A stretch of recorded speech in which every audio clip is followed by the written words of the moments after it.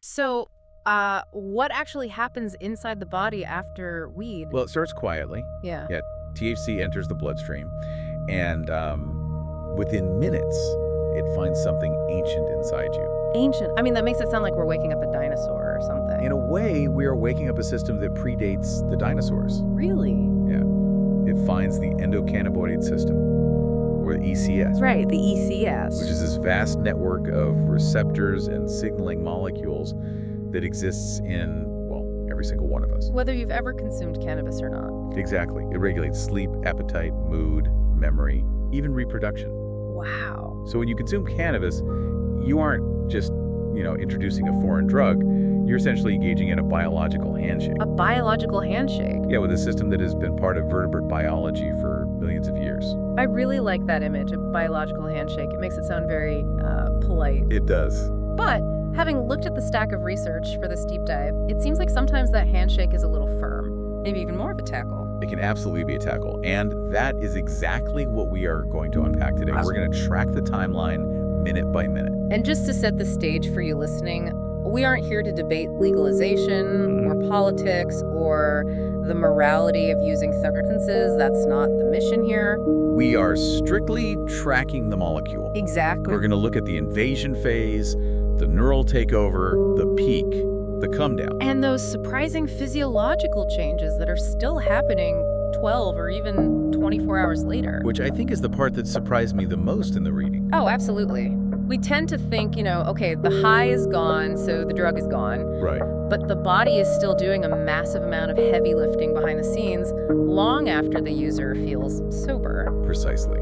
The subjective experience of feeling high is really just the tip of the iceberg. Just a tiny fraction of what's going on. Right. The biological processing is the submerged mass. So let's set the mood here. We need to be curious, non-judgmental, and just observant. We are just watchers. Exactly. We're just watching the biology unfold inside you. All right, let's start the clock. Minute 0. The user consumes cannabis. Now, the sources make a huge distinction right out of the gate between how you consume it. Yes, they do. It's essentially the difference between taking the highway and taking the scenic route. That is a fair analogy. But the scenic route in this case is also significantly more treacherous. Right. We have two primary methods of entry. Inhalation, which is smoking or vaping, and ingestion, which would be edibles. And the difference isn't just about how long it takes to kick in, right? It actually changes the chemical structure of what hits your brain. It changes it completely. Okay, let's start with inhalation. This is the classic method. Smoke enters the lungs. What is the speed we're talking about here? Lightning fast, it is a matter of seconds. Seconds? Yes. When you inhale, the smoke or vapor travels down the trachea and into the alveoli in the lungs. And those are the little air sacs. Exactly. There are millions of these tiny air sacs, and they're surrounded by this dense mesh of capillaries. Okay. The walls of these sacs are incredibly thin. We're talking about 1 cell thick. Wow, so there is almost zero barrier to entry. Practically none. The THC molecules pass directly through those membranes and into the oxygenated blood. Just slipping right through. Right through. Right. And from there, it's pumped by the heart straight to the brain. So it doesn't get filtered first. No, it bypasses the liver almost entirely on this first pass. We are talking about an onset of effects in seconds to minutes. And the sources mention something called bioavailability regarding this method. I always get tripped up on that term. Sure. Bioavailability just refers to the efficiency of the delivery system. Okay. How much of the drug actually makes it to the target. Right. With inhalation, it varies wildly, usually between 10 and 35%. That seems pretty low. Why is it such a wide range? Well, a lot gets lost in the air. Or it gets burned off by the extreme heat of the lighter. Or it's simply exhaled before the lungs can absorb it. Okay, that makes sense. But the path it does take, the THC that does make it in, is a direct unfiltered shot to the brain. Okay, so that's the fast track. Now let's talk about the edible route, the scenic route. You eat a brownie, it goes to the stomach, and then nothing happens for a while. Right. And this is the part where everyone has a story, right? You hear it all the time. I ate the gummy, I waited 30 minutes, I felt nothing. So I ate another one. Exactly, I ate another one. A classic blender. It really is the prelude to a very difficult night. Oh, absolutely. But biologically, why is that gap there? Is the THC just sitting in the stomach, It's not just sitting there, it's waiting in line. waiting in line for digestion? Exactly. It has to be digested, has to be broken down by stomach acid. Okay, Then it passes into the small intestine, okay. and from there, it gets absorbed into the portal vein. And the portal vein doesn't go to the brain, does it? No, it goes straight to the liver. And the liver is where the plot really thickens here. It is the main event for edibles. Because I was reading about first-pass metabolism in the sources, and usually that means the liver is filtering toxins out. Right. It's supposed to be the bouncer kicking the bad guys out of the club, but here it seems like the bouncer is actually arming the bad guys. That is a fantastic way to put it, yes. The liver enzymes, specifically the cytochrome P450 family, they attack the delta-9 THC. Because they see it as a foreign substance. Exactly. They are trying to break it down to excrete it, but in the process of breaking it down, they convert a significant portion of it into a completely new metabolite. And this is the 11-hydroxy-THC. Yes, 11-hydroxy-THC. The sources describe this as a supermetabolite, which sounds kind of intimidating. It is a very potent variation. It's estimated to be significantly more potent than the original delta-9 found in the plant itself. But the potency isn't the only issue, right? No, the real issue is permeability. Permeability, meaning how easily it gets into the brain. Exactly. We have this blood-brain barrier that protects the brain from toxins. Delta-9 THC crosses it, obviously, but 11-hydroxy-THC crosses it much more efficiently. So let me get this straight. You eat the edible. The liver tries to protect you by breaking the drug down. Right. But instead, it accidentally turns it into a version that is stronger and way better at sneaking into your brain. That is exactly what happens. You're essentially dealing with a totally different drug profile once the liver is done with it. Wow. This is why the edible high is so often described as heavier, more psychedelic, and sometimes physically overwhelming compared to just smoking. Because it's literally a different chemical hitting the brain. Yes. So that user who ate that second brownie, they aren't just getting a double dose of weed. They're getting a delayed flood of this super metabolite. A massive flood. And the duration is completely different too. Right, because smoking peaks in, what, maybe 30 minutes? Yeah, peaks in 30 and tapers off in 2 to 3 hours. But edibles, Edibles might not even peak for 2 to 4 hours, depending on your metabolism and what else you ate that day. and how long does it last? The effects can linger for 8, 10, or even 24 hours, depending on the dose. Yeah. It is a rolling tide rather than a sudden splash. Okay, so regardless of how it got there, whether it took the fast track through the lungs or went through the liver refinery, the molecule is now in the systemic circulation. It's in blood. Right. And before it even fully takes hold of the brain, the body starts sending out physical alerts. The body knows something has changed. And one of the first things the sources mention is the heart. Yes. Okay. Almost immediately, the sympathetic nervous system activates. Which is your fight or flight system. Exactly. The body recognizes a shift in pressure and chemistry, and it essentially hits the panic button. Wow. You get tachycardia. Which is just a medical way of saying your heart starts racing. Right. And it's not a subtle jump. Studies show an increase of 20 to 40 beats per minute. That's significant. Very. If your resting heart rate is 80, you might suddenly be sitting at 100 or 120. And you're just sitting on the couch. Exactly. You aren't running from a bear or anything. That is the disconnect. Yeah. The body is acting like it's running from a bear, but you are physically stationary. So your myocardial oxygen demand increases. Yes, the heart has to work much harder to pump blood. Is that dangerous? For a healthy young person, this is usually negligible. It might feel a little uncomfortable, but it's not dangerous. But for someone older, This is exactly why cannabis can be risky for people with pre-existing heart conditions.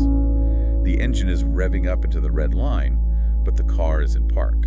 that's a great analogy. So while the heart is racing, the eyes are doing something else entirely. Oh, red eyes. We have to talk about the red eyes. I feel like this is the biggest giveaway in pop culture. It's the classic trope. And for years, I honestly thought it was just irritation from the smoke.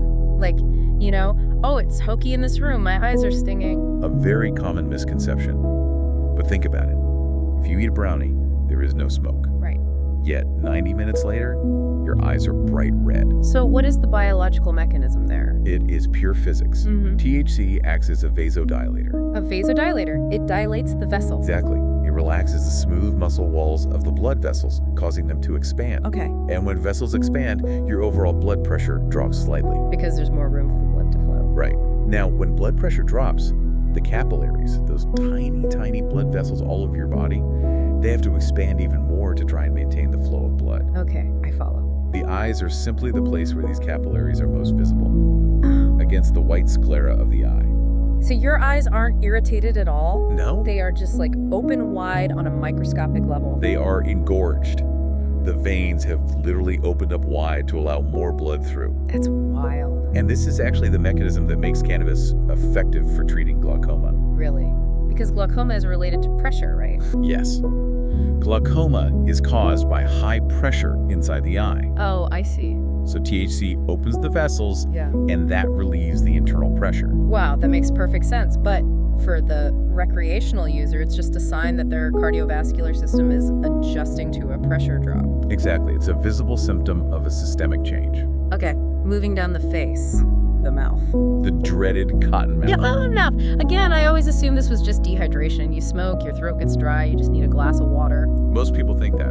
But I've noticed, and the research completely backs this up, that drinking water doesn't actually fix it. No, it doesn't. You can chug a whole bottle of water, and 30 seconds later, your mouth is completely dry again. That's because it's not a hydration issue at all. It's not. No. Yeah. It is a signaling issue. It's a neurological blockade. Okay, break that down for me. We have salivary glands.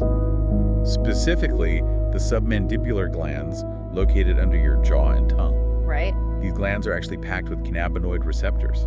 Wait, the receptors are down there in the glands? I thought they were just in the brain. No, they are everywhere. Yeah. They are embedded right in the tissue of the salivary glands. Okay. And when THC binds to those receptors in your mouth, it essentially cuts the power cord. It cuts the power to the saliva. It blocks the parasympathetic nerve signal that tells the mouth to produce saliva. Wow. The factory is fully stocked with water, your body is completely hydrated, but the on switch has been chemically taped down. That is wild. It's like hacking the mainframe and just shutting down the sprinkler system. That's exactly what it is. And it has actual consequences. Really? Yeah, we tend to think of cottonmouth as just an annoyance, something you cure with a piece of gum. Right. But saliva is crucial for oral health. It buffers acid, it protects your teeth and gums from bacteria. Oh, I didn't even think about that. The sources note that chronic users often have higher rates of dental issues, Like cavities. cavities, gum disease, and it's not necessarily because of the smoke itself, but because they spend so much time in this chemically induced dry state. Because without saliva, the whole oral microbiome changes. Exactly, the bacteria flourish when the saliva isn't washing them away. Okay, so let's check our timeline. We are about 30 minutes in, maybe 45 if we're talking edibles. Right. The heart is pumping fast. The eyes are dilated and red. The mouth is completely dry. The invasion phase is complete. The physical symptoms are locked in. Now comes the takeover. The molecule fully reaches the brain. This is where we get into the neural hijack. The neural hijack. Yes. And to understand this, we have to go back to that ancient handshake we mentioned in the intro. The endocannabinoid system. Exactly. Our bodies produce their own internal version of cannabis molecules. We make our own weed. Essentially, yes. Yeah. They're called endocannabinoids. Endo meaning internal. Right. And the most famous one of these is a molecule named anandamide. Anandamide. Now that comes from the Sanskrit word for bliss, doesn't it? It does. Anandamide is often called the bliss molecule, The bliss molecule. but the body uses it very subtly. It releases it in these tiny short bursts to regulate things, Like what kind of things? to help you forget a traumatic memory, or to help you transition into sleep, or to signal that you are hungry and should eat. Okay, so it's a precision tool. Yes, a scalpel. It goes in, does its job, and gets broken down. And THC is not a scalpel. THC is a sledgehammer. Or a flood. A flood of bliss. Well, structurally, THC looks almost identical to anandamide. It is a molecular mimic. like a master key. Exactly. So when it hits the brain, it fits perfectly into the CB1 receptors that were specifically designed for anandamide. So the brain accepts it immediately. It does, but there is a key difference. The body breaks down its natural anandamide very quickly, usually within minutes. Right, it does the job and leaves. But THC is robust. It sticks around, it jams the signal open for hours. It sounds like shoving a key into a lock, turning it, and then breaking the key off so the door just stays open permanently. That's a perfect way to visualize it. And because these CB1 receptors are found in very high concentrations in specific parts of the brain, we start seeing very specific effects. Okay, so let's walk through those brain regions. What's the first area hit? One of the first areas heavily impacted is the reward system, the basal ganglia and the nucleus accumbens. The reward reward system. So this is the dopamine release. This is the high. Yes. THC triggers a massive release of dopamine. And dopamine is the neurotransmitter associated with pleasure, reward, motivation. Exactly. This creates the euphoria, the giggles, that profound feeling that everything is just, well, funny. Right. It's the brain artificially saying, this is great, whatever you're doing, keep doing it. Yes, but at the exact same time, it's hitting other areas. Yeah. The sources emphasize the cerebellum. The cerebellum. That's the part of the brain at the very back of the skull, right? Yes. Cerebellum controls balance, coordination, and crucially, timing. Timing, like rhythm. Yes, it is the brain's internal metronome. And the metronome gets broken by the THC. It gets drastically slowed down. The cerebellum is heavily populated with cannabinoid receptors. So when the THC floods it, The processing of time becomes totally distorted. Users very commonly report that minutes feel like hours. I've heard that so many times. A 3-minute song suddenly feels like a symphony that lasts 20 minutes. You know, I've actually heard musicians say this helps them. They feel like they can hear more space between the notes when they play. Is that real or is it just a feeling? Biologically speaking, there is truth to it. Really? Yes. If your processing of time slows down, you are essentially increasing the resolution of the present moment. Increasing the resolution, like Yeah. going from standard definition to 4K. Exactly. You are perceiving more detail per second because your brain is sampling the environment differently. That makes total sense. And this connects directly to the sensory enhancement the sources describe. Colors actually look brighter to the user. Music has more depth. So altered perception is a core feature here. Absolutely. The brain's natural filtering mechanisms, the gates that usually block out useless sensory data just to keep you focused on survival, those gates are lowered. So you are just taking in way more data. You are. The filter is off. And with that filter off, many people experience what they describe as deep thoughts or random expansive thoughts. Creativity increases sometimes. Sometimes, yes, because you're making connections between concepts that your sober, filtered brain would usually ignore. But this lowered filter isn't always a good thing. We have to talk about the flip side of this flood. Anxiety. Or paranoia. Because why does something that mimics the bliss molecule sometimes make people feel like they are absolutely dying? It's a fascinating paradox, isn't it? It really is. The answer lies in the amygdala. The amygdala. Yes. This is the almond-shaped cluster deep in the brain responsible for fear, threat detection, and emotional processing. And I'm guessing it also has a lot of CB1 receptors. It is rich in them. So how does THC affect it? Is it just a roll of the dice, whether you get happy or terrified? In a way, yes, but it is heavily dose-dependent. At low doses, THC can actually dampen the amygdala's response, reducing anxiety. Which is why so many people use it to relax after work. Exactly. But at high doses, or in inexperienced users who have zero tolerance, it can completely overstimulate the amygdala. So instead of dampening fear, it amplifies it. Massive. And remember what we talked about earlier, the heart, the racing heart. Yes. Oh, wow. I see where this is going. It is the ultimate trap. The heart is racing because the blood pressure drops. Right. Meanwhile, the amygdala is artificially overstimulated by the THC, sounding the alarm. And the brain is just trying to make sense of all these signals. Exactly. The brain looks at the racing heart and says, my heart is beating dangerously fast. There must be an actual physical danger. It interprets the biological side effect as a genuine threat to life. It creates a vicious feedback loop. My heart is racing, so I must be scared. I'm scared, so my heart pumps adrenaline and races even faster. And because your time perception is distorted by the cerebellum, That panic attack feels like it is lasting for an absolute eternity, even if it's only been 5 minutes on the clock. that is terrifying. It's just a perfect storm of biological signals crossing wires. It really is. Let's shift gears to something a little more lighthearted, but equally biological, the munchies. Ah, yes, the classic. This is the cliche of all cliches, but reading the sources, the biology behind the munchies is surprisingly complex. It's a masterclass in biological manipulation. I was reading about the olfactory bulb, and I was shocked. It's not just that you want food, it's that your sense of smell actually changes. Yes, it's a full sensory upgrade for food.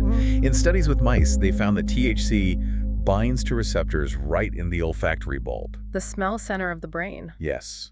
And it literally increases your sensitivity to odors. And since taste is mostly smell, Food tastes high definition. You are picking up complex flavor notes in a basic potato chip that you would never, ever notice sober. so the pizza doesn't just look good, it literally smells like the best pizza you have ever encountered in your entire life. it does. But it doesn't stop there. Then, the THC hits the hypothalamus. The hypothalamus. Remind me what that does. This is the brain's thermostat, Yeah. and its primary regulator of basic drives.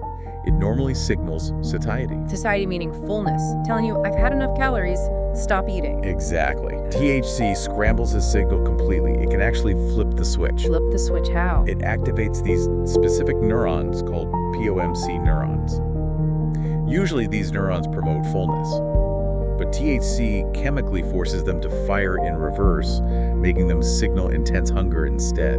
Wait, so the exact brain cells that usually say stop eating suddenly start screaming, go, eat more! Exactly. You are chemically incapable of feeling full. The brakes have become the accelerator. That is devious, and I read in the notes that it also triggers the stomach to release something. Yes, ghrelin, Ghrelin. often known as the hunger hormone. So let me map this out. You have a massive three-pronged attack happening here. Go ahead. 1, the food smells and tastes better than it ever has because of the olfactory bulb. 2, your brain's I'm full switch in the hypothalamus is broken in reverse. Yes. And 3, your actual physical stomach is chemically screaming that it's empty via this ghrelin hormone. And don't forget the dopamine. Right, the reward center. Because of the dopamine release we mentioned earlier, the physical act of eating releases vastly more pleasure than usual. It becomes this closed, hedonistic loop. It is absolute biological sabotage. Human willpower simply doesn't stand a chance against that level of chemical coordination. No wonder people wake up with empty cereal boxes in their beds. Exactly. Speaking of the hypothalamus being the thermostat, the sources mention another weird physical effect, something called THC-induced hypothermia. Chill. Yes, this is a fascinating, lesser-known side effect. Because I've definitely had friends put on a heavy hoodie in the middle of a hot summer day after smoking. Right. While the user might feel warm and fuzzy emotionally, biologically, THC can lower your core body temperature slightly. Because it's messing with the hypothalamus again. Exactly. It's usually not dangerous in humans, though in rat studies, the temperature drop is very pronounced. But it explains why users often reach for a blanket or shiver. The body's internal thermostat has literally been dialed down a degree or two. Incredible. Okay, so we are now roughly 2 hours in. This brings us to section 3 in our timeline. The peak and the plateau. The euphoria has settled in, the pizza has been completely devoured, but now we have to talk about function. Real-world function. Right. If you had to perform a task right now at hour 2 or 3, say hold a complex conversation or drive a car, how is the body actually holding up? Not well. This is the absolute peak of impairment. Focus becomes highly unstable. We discussed the coordination issues with the cerebellum slowing down. Yes, your physical coordination decreases. Your reaction time slows down measurably. But the cognitive deficits are really where things get messy, right? Specifically memory. Yes, this is the classic walking into a room and completely forgetting why you were there syndrome. Right. This is linear memory disruption. Linear memory. Explain that. It happens because the hippocampus is overwhelmed. The hippocampus is the brain's librarian. It is responsible for taking the present moment and forming it into a new short-term memory. Okay. But during this plateau phase, the hippocampus is absolutely flooded with THC bound to its CB1 receptors. So the librarian is basically tied up and gagged, The librarian is completely offline. but people can still remember their names and where they grew up? Yes, because that is long-term storage.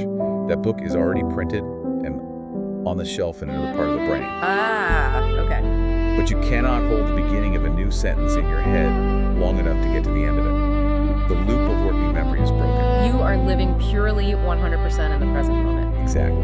Which explains why listening to music or watching visual art is so fun while high. Because you don't need working memory to enjoy a beat. Right. But trying to have a nuanced debate about politics or doing math. It's impossible. You just lose the thread constantly. Impossible and highly frustrating. Let's touch on driving. Because the sources are very clear and very stern about this. There is a dangerous illusion of safety. That is the most critical danger. With alcohol, people often know they are sloppy. Right, they slur their words, they stumble, they drop their keys. With cannabis, especially at this plateau phase, users often feel strangely focused, they feel locked in, they feel relaxed and heavy, so they think they are safe. But what does the data actually say? The data shows that reaction times are significantly slowed. Lane weaving increases dramatically. And divided attention. That's the biggest casualty. Divided attention is the ability to watch the road, monitor the speedometer,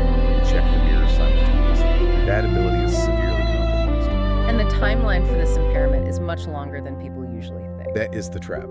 For smoking, the acute impairment is most severe in the first 1 to 3 hours. But for edibles? For edibles or very high-potency concentrates, that driving impairment can last 8 hours or more. 8 hours. Yes. There's a massive disconnect between feeling high and being biologically impaired. So you might not feel euphoric anymore, the giggles are completely gone. But your brain's reaction time is still lagging by a fraction of a second. And on the highway at 70 miles an hour, that fraction of a second is the difference between stopping in time and a fatal crash. Exactly. There's another physical symptom that happens around this peak time, especially if you try to stand up from the couch to go get some water. The head rush. Orthostatic hypotension. Orthostatic hypotension. Okay, let's break that down. We mentioned way back in the first half hour that THC acts as a vasodilator. It relaxes the blood vessels and lowers your overall blood pressure. Right. The reason for the red eyes. Yes, when you are sitting down, your body compensates for this lowered pressure just fine. But if you stand up quickly... Gravity pulls the blood down to your legs. Oh! Normally, a sober cardiovascular system senses that drop and instantly commands the heart to pump harder to push the blood back up to your head. But because you're high. Because your vessels are chemically dilated and your pressure is artificially low, the system simply cannot pump it back up to the brain fast enough. So the brain essentially runs out of oxygenated fuel for a split second. Exactly. You get dizzy, your vision tunnels, or you see spots, and you might even physically faint. It's just the cardiovascular system losing a wrestling match with gravity under the influence of the drug. Exactly. It seems like the cardiovascular system is really the unsung hero of this whole experience, just working overtime to keep you upright while the brain is completely checked out. It truly is. The body is always fighting for homeostasis. It wants balance above all else. Okay, let's move to section 4 of our timeline. We are crossing the 5-hour mark, maybe pushing up to hour 10 if it was a strong edible. The party is definitely in. The come down. Yes, the metabolic crash. So what is happening molecularly as the high fades? Well, the dopamine levels in the brain are dropping back down to their baseline, or very often they drop slightly below baseline. So you feel a bit empty. Yes. The stimulating euphoric effects of the THC wear off. But the sedative effects often persist or even become heavier. Your body just feels incredibly relaxed and heavy. This is when people usually fall asleep. And let's be honest, many people use weed specifically to sleep. I hear this all the time, people saying, it helps me knock out, or I can't sleep without my gummy. And if you look at the clinical data, they aren't imagining it. It really works. THC absolutely decreases sleep latency. Sleep latency, that's the time it takes to transition from awake to asleep. Exactly. It acts as a powerful sedative. It essentially forces you under. And it also increases what we call slow wave sleep. Slow wave sleep. Which is deep sleep, stages 3 and 4. Deep sleep sounds great. That's the highly restorative stuff, right? It is. Deep sleep is when the body physically repairs tissues, builds bone and muscle, and strengthens the immune system. So physically, your body is getting a lot of repair work done after you consume cannabis. Yes. So what's the catch? Because with biology, there is always a catch. The catch is a huge one. It's REM sleep. REM, rapid eye movement. Yes. This is the stage of sleep where we dream. Okay.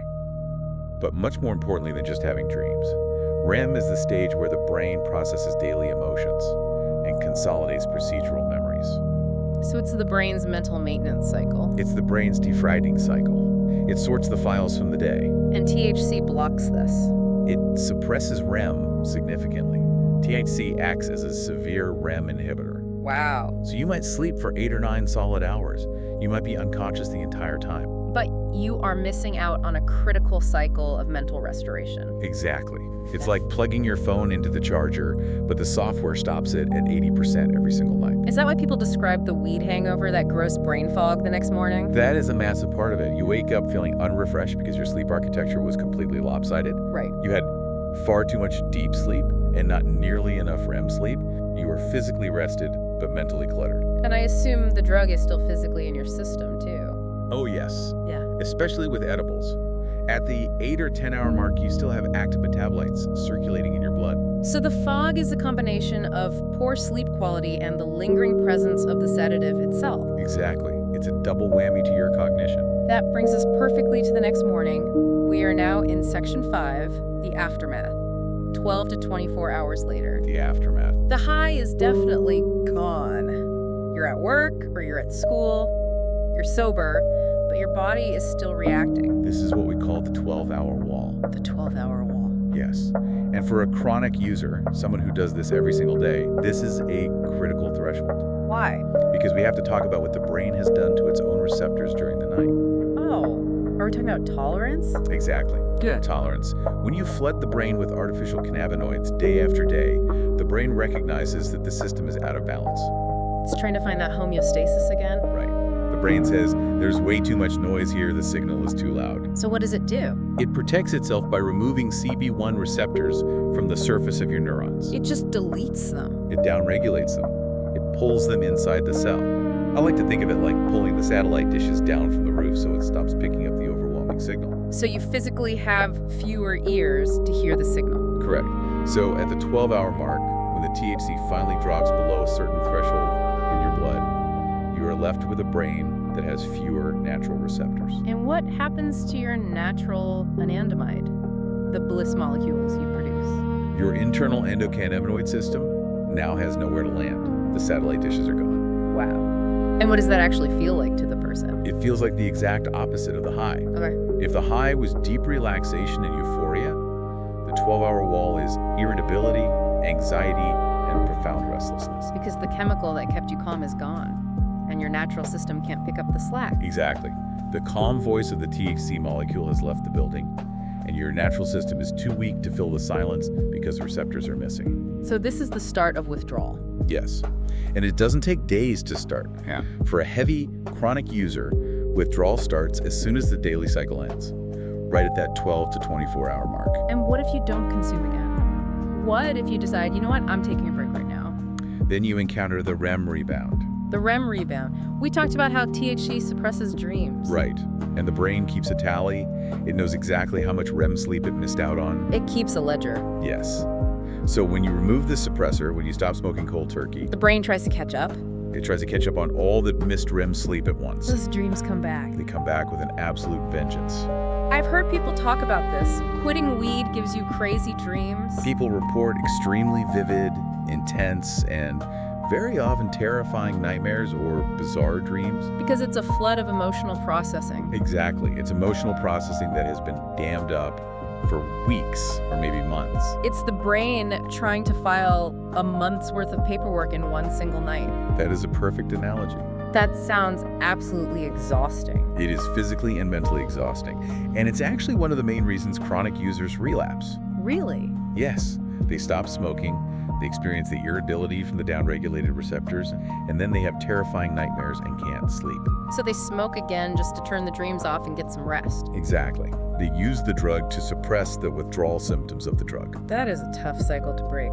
We also need to talk about where the THC physically goes over the long term. We said it leaves the blood eventually, but it doesn't actually leave the body right away. No, it doesn't. And this is a crucial biological difference between weed and alcohol. Okay, let's compare them. Alcohol is water soluble. Meaning it dissolves in water. Right. It mixes with your blood, your liver processes it, and you urinate it out relatively quickly, usually within hours. But THC? THC is lipophilic. Lipophilic, fat-loving. Yes, it loves fat.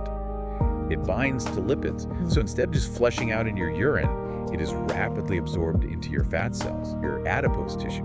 And it just sets up camp there. It hibernates. It hibernates in your fat. It stores itself deep in your body fat. And then, over the next few days, weeks, or even months, for heavy users, It slowly leaks out. it slowly, steadily leaks back into the bloodstream in microscopic amounts. This must be why drug tests are so tricky with cannabis. Exactly why. You can fail a urine test a month after quitting, even if you haven't been high in weeks. Because the molecule is hiding in your storage, just trickling out. Yep. In urine, it's detectable for up to a month. In hair follicles, it can be found up to 90 days later. And does this slow leak affect cognition? It does, that brain fog we mentioned. Complex attention and executive function might actually take weeks to fully return to baseline after heavy chronic use, simply because the body is still processing that slow release from the fat cells. Wow. Okay, so let's zoom out and recap this incredible 12-hour journey. Let's do it. We inhaled, were ingested. Yep. We totally confused the liver and made a super metabolite. 11-hydroxy-THC. We dilated our blood vessels, making our eyes red and dropping our blood pressure. We spiked our heart rate. the cardiovascular panic. We hijacked the brain's reward system with dopamine. We broke the cerebellum's internal clock. We flooded the hippocampus memory center so we couldn't remember the start of our own sentences. Correct. We tricked the hypothalamus and the stomach into being ravenously hungry. We passed out, skipped our crucial dream cycles, and woke up with a dopamine deficit and missing receptors, all while the molecule hid in our fat cells for the next month. That is a highly efficient, biologically accurate summary of the cycle. And when you lay it all out sequentially like that, you really realize that the subjective high you feel is just the tiny tip of the iceberg. The entire body is scrambling to adjust to this intruder on a cellular level. It really highlights that concept of homeostasis you mentioned earlier. That is really the big takeaway for me. The body is an absolute master of balance. It fights for balance. Every single effect we described today, the red eyes, the munchies, the racing heart, the tolerance down-regulation, all of it is just the body trying to manage a massive chemical disruption. The high is essentially the sound of your body reacting to a systemic override. Exactly. And it brings us right back to that ancient handshake we talked about in the very beginning. The endocannabinoid system. Yes. I think the most provocative thought to leave you with, the listener, is this. Okay. We didn't evolve for the cannabis plant. Right. The plant evolved to hack us. To perfectly fit our locks. Exactly. We possess this vast, complex system, the endocannabinoid system, because it is absolutely vital for our basic survival. It regulates our natural, sober baseline of health. The plant just happens to have the master key. Exactly. A perfectly shaped molecular key. Yeah. So the deeper question for you to ponder isn't just, what does weed do to us? What is it? The question is, what does this massive reaction tell us about how our bodies are naturally beautifully wired? That's a great question. We are already wired for bliss. We are wired for hunger, for the mercy of forgetting trauma, and for restorative sleep. The drug doesn't create those things. No, the drug just turns the volume on our natural systems up to 11. Often at the cost of the music's clarity. Exactly. Man, what a fascinating trip through our own biology. He really is an incredible machine. Well, that wraps up this deep dive into the 12-hour cycle of cannabis in the body. Until the next deep dive. See you then. Welcome back to the deep dive. Usually when we sit down at these microphones, we have a very specific energy. A bit more elevated. Right. We are trying to build a narrative. We look for the story arc, the heroes, the villains, maybe the moral of the story. We treat these topics like they're movies. Which is natural. I mean, that is how human beings make sense of the world. We want the story. We want the neatly wrapped conclusion. But today, looking at this massive stack of research you brought in, this feels different. It is different. We aren't looking at a story in the traditional sense, we are looking at a schematic. That is the best way to put it. A schematic Yeah. or a blueprint. Because we are talking about the neurobiology of reward learning, we are talking about addiction, dependency, withdrawal, and usually when you hear those words, especially out in the media, the conversation goes straight to morality. Almost immediately. It goes to willpower. Why can't I stop? What is wrong with me? Why am I so weak? And that is exactly where we get stuck. We treat biological processes as character flaws. Yeah. But the mission today, and it is a bit of a mission, is to strip all of that away. Strip it all down. I want us to put on lab coats, metaphorically speaking. Mm-hmm. We need to adopt the perspective of a biological observer. A biological observer. Okay. Imagine you are an alien scientist looking at a human being. You don't know what good is or what bad is. You don't know what guilt is. You're just watching. You are just looking at a machine. A complex biological machine full of levers, pulleys, electrical signals, and chemical pressure valve. You are just watching the inputs and the outputs. So no judgment whatsoever. None. If a machine overheats, you don't judge it for being hot. You don't call it a bad machine. Right, you look at the cooling system. You look at the cooling system and say, the valve is stuck. That is what we are doing today. We're looking for the stuck valves in the brain's reward system.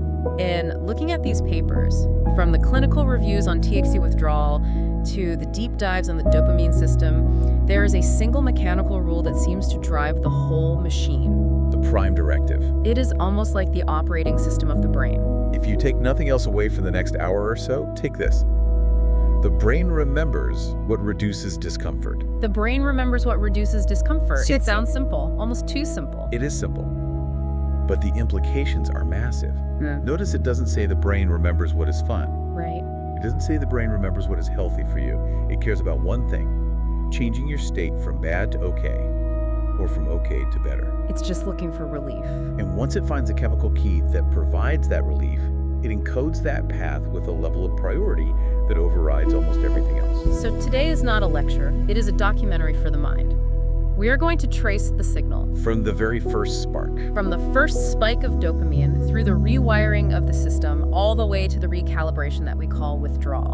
And we are going to do it slowly, because the details really matter here. Let's start with the signal itself.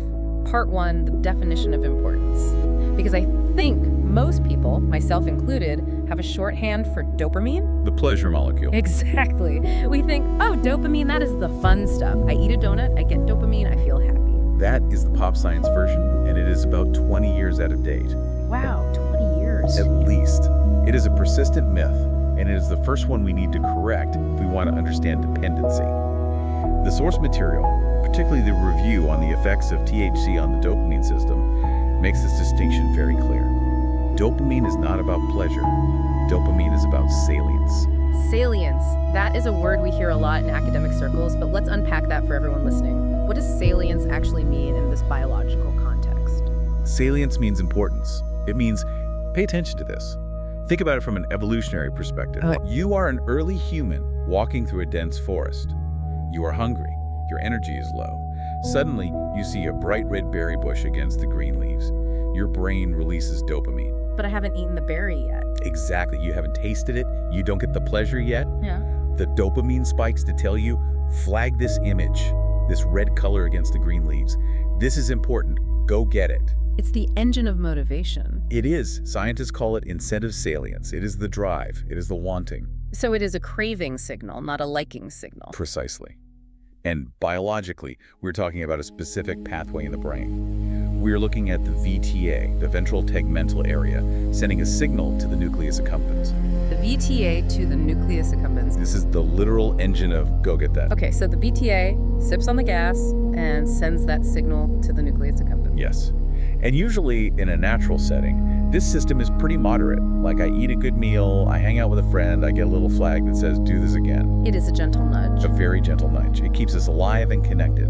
But what we see in the literature regarding psychoactive substances, and the sources focus heavily on THC here, is that they don't just nudge the system. No, they don't. They flood it. The sources describe it as a spike. And this is crucial for you to understand as an observer of this machine.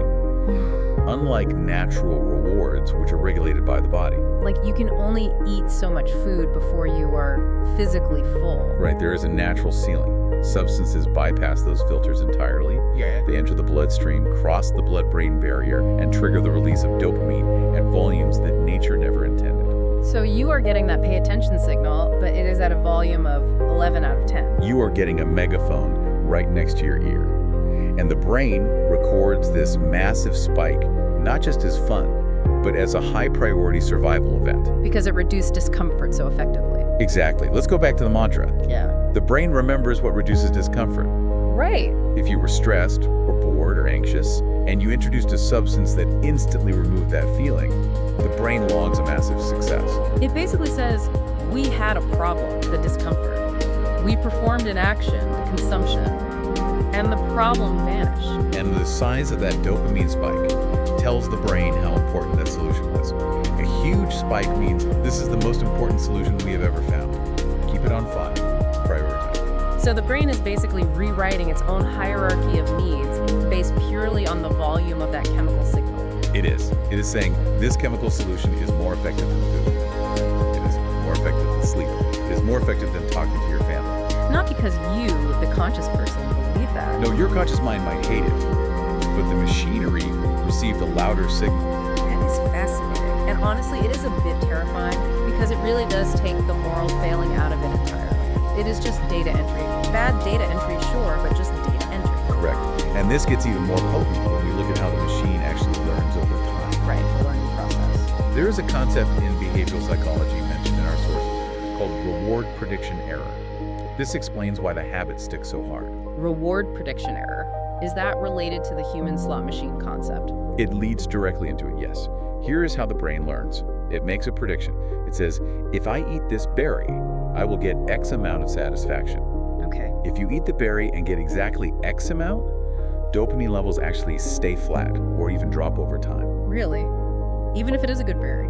Even if it is a great berry. Okay. Because the brain is efficient. It says, I predicted this, I know this is old news. There is no error in the prediction. It doesn't need to learn anything. Exactly. But what if you eat the berry and it tastes 10 times better than you thought it would? That is a positive error. Boom. Massive dopamine spike. The brain says, whoa, we underestimated this. Update the map, prioritize this path immediately. And since drugs like THC hit the system so hard, they are constantly creating this artificial, better than expected signal. Especially with modern high-potency products. The concentrates, the vapes. Right. They deliver a payload that creates a massive artificial prediction error. The brain is constantly being tricked into thinking it has just found the holy grail of survival every single time. And then you add the intermittent reinforcement on top of that, the unpredictability of it. That is the slot machine. If a rat presses a lever and gets a pellet every single time, it eventually just eats when it is hungry, gets bored. Right. But if the rat presses the lever and gets a pellet sometimes, Maybe a big pellet, maybe a small one. or maybe nothing at all, the rat will press that lever until it collapses from exhaustion. Because it is trying to solve the puzzle. It's trying to figure out the pattern. With cannabis, specifically, the experience varies widely. That's true. Sometimes it is euphoric. Sometimes it is sedating, sometimes it makes you incredibly anxious, sometimes you get a bad high. And you would think a bad high would make the brain say, let's not do that again. Logically, yes. But biologically, that variability doesn't push the brain away. It actually engages the dopamine system more intensely. The brain stays hyper-focused on the signal because it is unpredictable. And this leads to that tragic shift the papers talk about, the shift from liking to wanting. This is the tragedy of the machinery. Initially, you use the substance because you like the effect. It is hedonic. It is genuinely pleasurable. The honeymoon phase. But over time, as that dopamine pathway gets carved deeper and deeper into the brain, the system shifts to wanting. Incentive salience again. Yes. You might not even enjoy the experience anymore. You might actually actively dislike it. You might feel groggy or paranoid or isolated But the machinery is screaming, do it! because it has learned that this is the path to relief. It craves the signal, not the experience itself. Ideally stated, the brain is chasing the relief signal it remembers, even if the current reality no longer matches that memory. Wow, so we have this signal. The brain has flagged this substance as critical for survival. But where is this actually happening physically? Because we keep talking about the brain in a broad sense, but there is a specific system involved here that I had never really heard of before doing this deep dive. The ECS. The endocannabinoid Yeah. system, yes. Think This that. is the hardware of the whole operation. Let's move to part 2 then, the Wester regulator. Because if dopamine is the gas pedal, The ECS is the thermostat. the thermostat, the sources describe the ECS as being involved in, well, almost everything in the human body. It really is. And it is a relatively new discovery in the grand scheme of medical science. We only really mapped it out thoroughly in the 1990s. Which is wild to think about. It is. The endocannabinoid system is a vast network of receptors found throughout the brain and the entire body. Its primary job is homeostasis, balance. It regulates appetite, sleep, temperature, immune function, and emotional processing. It is the system that keeps you on an even keel. Exactly. When a signal in the body gets too loud, the ECS quiets it down. When something is too quiet, the ECS boosts it. It is constantly making micro adjustments. And the really fascinating thing to me reading this is that we make our own cannabinoids to run this system. Yes, we do. We don't need the plant to have cannabinoids in our body. Not at all. They are called endogenous cannabinoids, meaning they originate from within. The most famous one is anandamide. Anandamide. And the name comes from the Sanskrit word for bliss, right? It does. It is often called the bliss molecule in pop science, but that name is almost a bit misleading Why is that? because it suggests a huge wave of euphoria, like a drug high. But anandamide is actually very subtle. It is a precision instrument. How so? The sources describe it using a lock and key mechanism. Anandamide is a very specific key. It sits into the receptor, which is the lock, does its highly specific job, and then breaks down very quickly. It does the job and gets out of the way. It is a whisper. It says calm down to a specific group of neurons and then it vanishes. And THC. THC is a shout. Structurally, it looks just enough like anandamide to fit into the exact same lock. Specifically, the CB1 receptor. So it picks the lock? It does, but it mimics the natural key with a much higher affinity. That means it binds tighter to the receptor. And crucially, it doesn't break down quickly at all. So it gets stuck in the lock. It jams the lock wide open. Instead of a subtle adjustment to bring you back to a state of balance, you get systemic flooding. The entire system is overwhelmed. It's like having a thermostat that is supposed to gently adjust the temperature by 1 degree, but someone comes in, cranks it to maximum, and glues the dial in place. That is exactly what is happening. And because this system regulates so many different things, the disruption isn't isolated. It is systemic. It is not just happening in your head. It is everywhere. It is in your gut, your immune cells, your peripheral nervous system. And this brings us to a really interesting physiological detail from the sources, the law of initial values. Yes, I wanted to talk about this. This was the Wilder study from 1958. Correct. Wilder's principle basically states that the brain's reaction to a drug depends heavily on its baseline state at the moment of consumption. And the ECS is the thing trying to maintain that baseline. Right. So take body temperature as an example. The hypothalamus is part of this system. It regulates your internal heat. When THC floods the system, it completely disrupts that regulation. But how it disrupts it depends on where you started. So if you are already feeling hot, it might make you cold. Or if you're a little cold, it might make you start sweating profusely. It explains why some people get the chills when they use, and others get intense night sweats during withdrawal.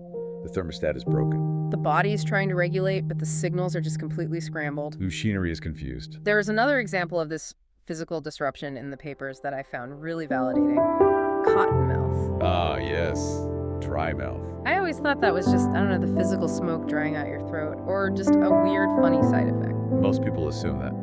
But it happens with edibles, too. It happens with tinctures and oils. Right, which never made sense to me until now. It happens because your submandibular glands, your primary saliva glands, have CB1 receptors on them. The saliva glands literally have cannabinoid receptors. Yes. The ECS is that pervasive throughout the body. When you flood the body with THC, those specific receptors signal the glands to just stop producing saliva entirely. Wow. It is physical evidence of just how systemic this network is. You are chemically altering the master regulator of your entire body to the point where your physical body temporarily forgets how to moisturize your own mouth. That really puts it in perspective. It is not just getting high, it is a total systemic override. It is a systemic override, every time. And this leads us to the inevitable question. What happens when you override a critical biological system for too long? This system fights back. The system fights back. It has to. Which brings us to part 3, the rewiring, tolerance and downregulation. The brain is always fighting for balance. That is its primary job. If you are constantly flooding it with dopamine and cannabinoids, if you are constantly shouting at it with a megaphone, the brain says, this is way too much noise, I need to turn the volume down. And how does it do that? Because it can't physically stop you from taking the drug. No, it can't stop your hand, but it can stop listening. This is the biological process called downregulation. Downregulation. The brain literally removes the receptors. It sucks the CB1 receptors back into the cell wall, or it changes their physical shape so they're far less sensitive to the chemical. It reduces the number of ears it has to listen to the loud signal. Exactly. It puts in earplugs. And this is what we experience as tolerance. This is the exact biological basis of tolerance. You need more input, more of the substance, just to get the same signal strength you used to get, purely because you have fewer receptors available to catch that signal. You are shouting into a room where half the audience has already left the building. And the ones left are wearing earmuffs. But here is the catch. And this is the part of the deep dive that really struck me, specifically in the source talking about the 12-hour post-consumption window. Deficit state. Yes. When the drug wears off, you still have fewer receptors. That is the cruel trap of downregulation. The drug leaves your system. It metabolizes out over a few hours. But your brain's receptors do not grow back overnight. They take weeks to rebuild. So now you are in a situation where the external noise is gone, but you still have the earplugs. Yes, so your natural anandamide, that subtle bliss molecule we talked about, is just whispering into a void. Because there are no ears left to hear it. None. So your baseline drops. Your baseline for motivation, for mood, for appetite, it all drops significantly below normal. You enter a severe neurochemical deficit. The sources describe this manifesting as irritability, baseline anxiety, and anhedonia. Anhedonia, yes. The literal inability to feel pleasure from normally pleasurable things. And this is where the cycle becomes entirely self-perpetuating. Let's go back to our mantra again. The brain remembers what reduces discomfort. The brain remembers what reduces discomfort. You are now in a constant state of discomfort. But this discomfort wasn't caused by your stressful job or an argument with your partner. It was created by the substance itself. It was created by the downregulation. Mm. You feel anxious and flat because the system is physically offline. But the brain doesn't rationally say, hey, let's just wait a few weeks for our natural receptors to grow back. No, the limbic system doesn't understand time like that. The brain says, I know exactly how to fix this deficit right now. Use the substance. And suddenly, the whole paradigm shifts. You aren't using to get high anymore. You aren't using for fun or to enhance a movie or a meal. You're using just to get back to zero. You are using to treat the withdrawal symptoms that the usage itself created. It is a closed loop. It is a biological trap. And the sources talk about this phase as an executive function hijack. Executive function hijack. Let's break that down, because I think a lot of people feel immense guilt during this phase. They might be sitting there thinking, I really shouldn't do this today. I have a presentation tomorrow. I want to be clear-headed. That internal monologue, that is your prefrontal cortex talking. The CEO of the brain. Exactly. The seat of logic. Future planning. What psychologists call cold cognition. Cold cognition. But in this deficit state, the prefrontal cortex is chemically dampened. It is underpowered. Meanwhile, the limbic system. The survival brain. The amygdala. Right, the primitive reward pathways. That part of the brain is screaming at you. It perceives the lack of dopamine and the lack of endocannabinoid signaling not as a lifestyle choice, but as a literal survival threat. It thinks you are starving to death. Essentially, yes. So hot cognition, which is emotional and immediate, entirely overrides the cold cognition. And you find yourself reaching for the substance even when you logically, consciously decided just an hour ago that you weren't going to. And then the wave of guilt hits. You feel that you have absolutely no willpower. You feel weak. But if you look at the schematic, the blueprint we are studying today, it is not a failure of will. It is a failure of the biological braking mechanism. That is such a terrifying but also incredibly liberating way to look at it. It is not, I am a weak person. It is, my brakes have been physically cut. And your accelerator is glued to the floor, and it's purely mechanical at that point. Let's shift gears slightly. There is another area where I think people get really confused and where the, quote, I need it to function, unquote, narrative is really, really strong. Sleep. Sleep. I hear this all the time. I read it all over the forums. People say I can't sleep without it, or it really helps me sleep. It is a very common belief. But the science in part 4 of our outline suggests that this is actually an illusion. It is deeply entrenched. We call it the sleep illusion. And to understand it, we need to clearly distinguish between two biological states, sedation and sleep. What is the difference? Because to me, as a layperson, if I am lying down, my eyes are closed, and I am snoring, I consider myself asleep. That is the common everyday assumption.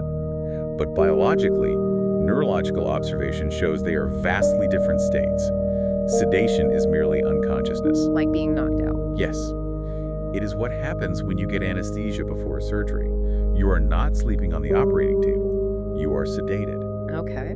Naturalistic sleep, on the other hand, is a highly active, incredibly complex biological process of restoration and cleaning. The brain is actually very busy when you sleep. So THC is acting as a sedative? THC is a highly effective sedative. It definitively decreases sleep latency. Sleep latency meaning how long it takes you to transition from awake to unconscious. Right. So, yes, you pass out much faster. That part is true. Okay, so you are out cold quickly. Why is that bad?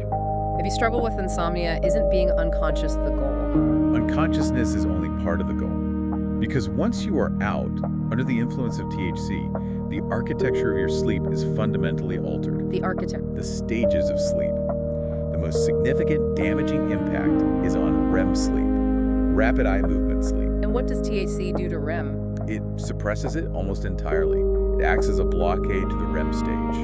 And we really need to understand why REM matters here. It is not just about having weird dreams, is it? Not at all. Matthew Walker and the other neuroscientists we looked at in the sources describe REM sleep using a brilliant term, emotional first aid. Emotional first aid. I love that phrasing. It is a beautiful and accurate way to understand it. Think about your day. During your waking hours, you accumulate countless emotional experiences. Stress at work, a worry about a friend, an awkward social interaction at the grocery store. Just the friction of daily life. Yes, and these memories are encoded in your brain with an emotional charge attached to them. A sting. Like touching a raw nerve. Exactly. Now, during REM sleep, the brain actively reprocesses these specific memories.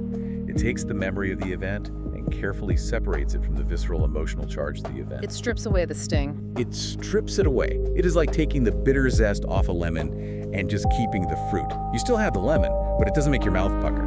So you wake up the next morning and you remember the awkward thing you said, but you don't feel that intense spike of panic about it anymore. Correct. That is what a healthy night of biological sleep does for you. It resets your emotional reactivity. But if you are continuously suppressing REM sleep with a sedative like THC, You aren't stripping the sting off the memories. you are keeping the sting every single day.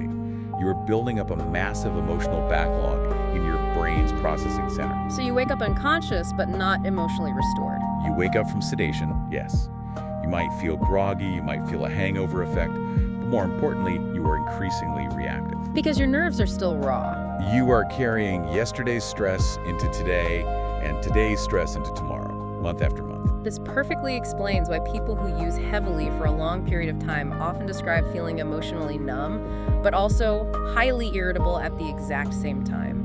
Numb to joy, but hyper-reactive to stress. They are, to put it bluntly, emotionally constipated. The processing mechanism has been taken offline. And this explains exactly what happens when people finally try to quit, the infamous REM rebound. Oh, it is infamous for a very good reason. If you have been artificially suppressing REM sleep for months or perhaps years, the brain keeps a ledger. It knows it has a massive debt to pay, A sleep debt. an emotional processing debt. So when you remove the suppressor, when the THC finally clears the system, the brain doesn't just slowly ease back into normal REM cycles. Was due. It sprints. It tries to catch up all at once. And for the listener, what does that actually look like or feel like in the middle of the night? It manifests as incredibly intense, vivid, and sometimes terrifying dreams, night after night. Sweating, waking up panicked. Yes, it is the brain frantically trying to process that massive backlog of emotional data that has been sitting in the inbox for years. It's working overtime. It is interesting and really sad because people often relapse exactly during this phase because the dreams are so intense and exhausting. They think, oh God, my sleep is ruined without the drug. I can't handle this. I need to smoke just to stop the dream so I can rest. Which works. It acts as a sedative again, it puts the blockade back up and stops the dreams, but it also entirely stops the healing process. So if you can reframe it mentally, if you frame the nightmares not as a punishment, but as healing, as the brain finally doing the dishes and cleaning house, it feels very different. It is just the machinery coming back online. It is noisy, it is chaotic, it is definitely uncomfortable, but it means the system is working again. It is the fever that breaks the infection. That is exactly what it is. Which brings us to the actual timeline of recovery. Part 5, the timeline of recalibration. Because I think people expect quitting to be like getting a mild cold. You feel bad for a few days, maybe a weekend, and then you are done and dusted. And that expectation is incredibly dangerous because when they are 2 weeks out and they still feel terrible, they think, well, the drug is out of my system, so this must just be who I am now.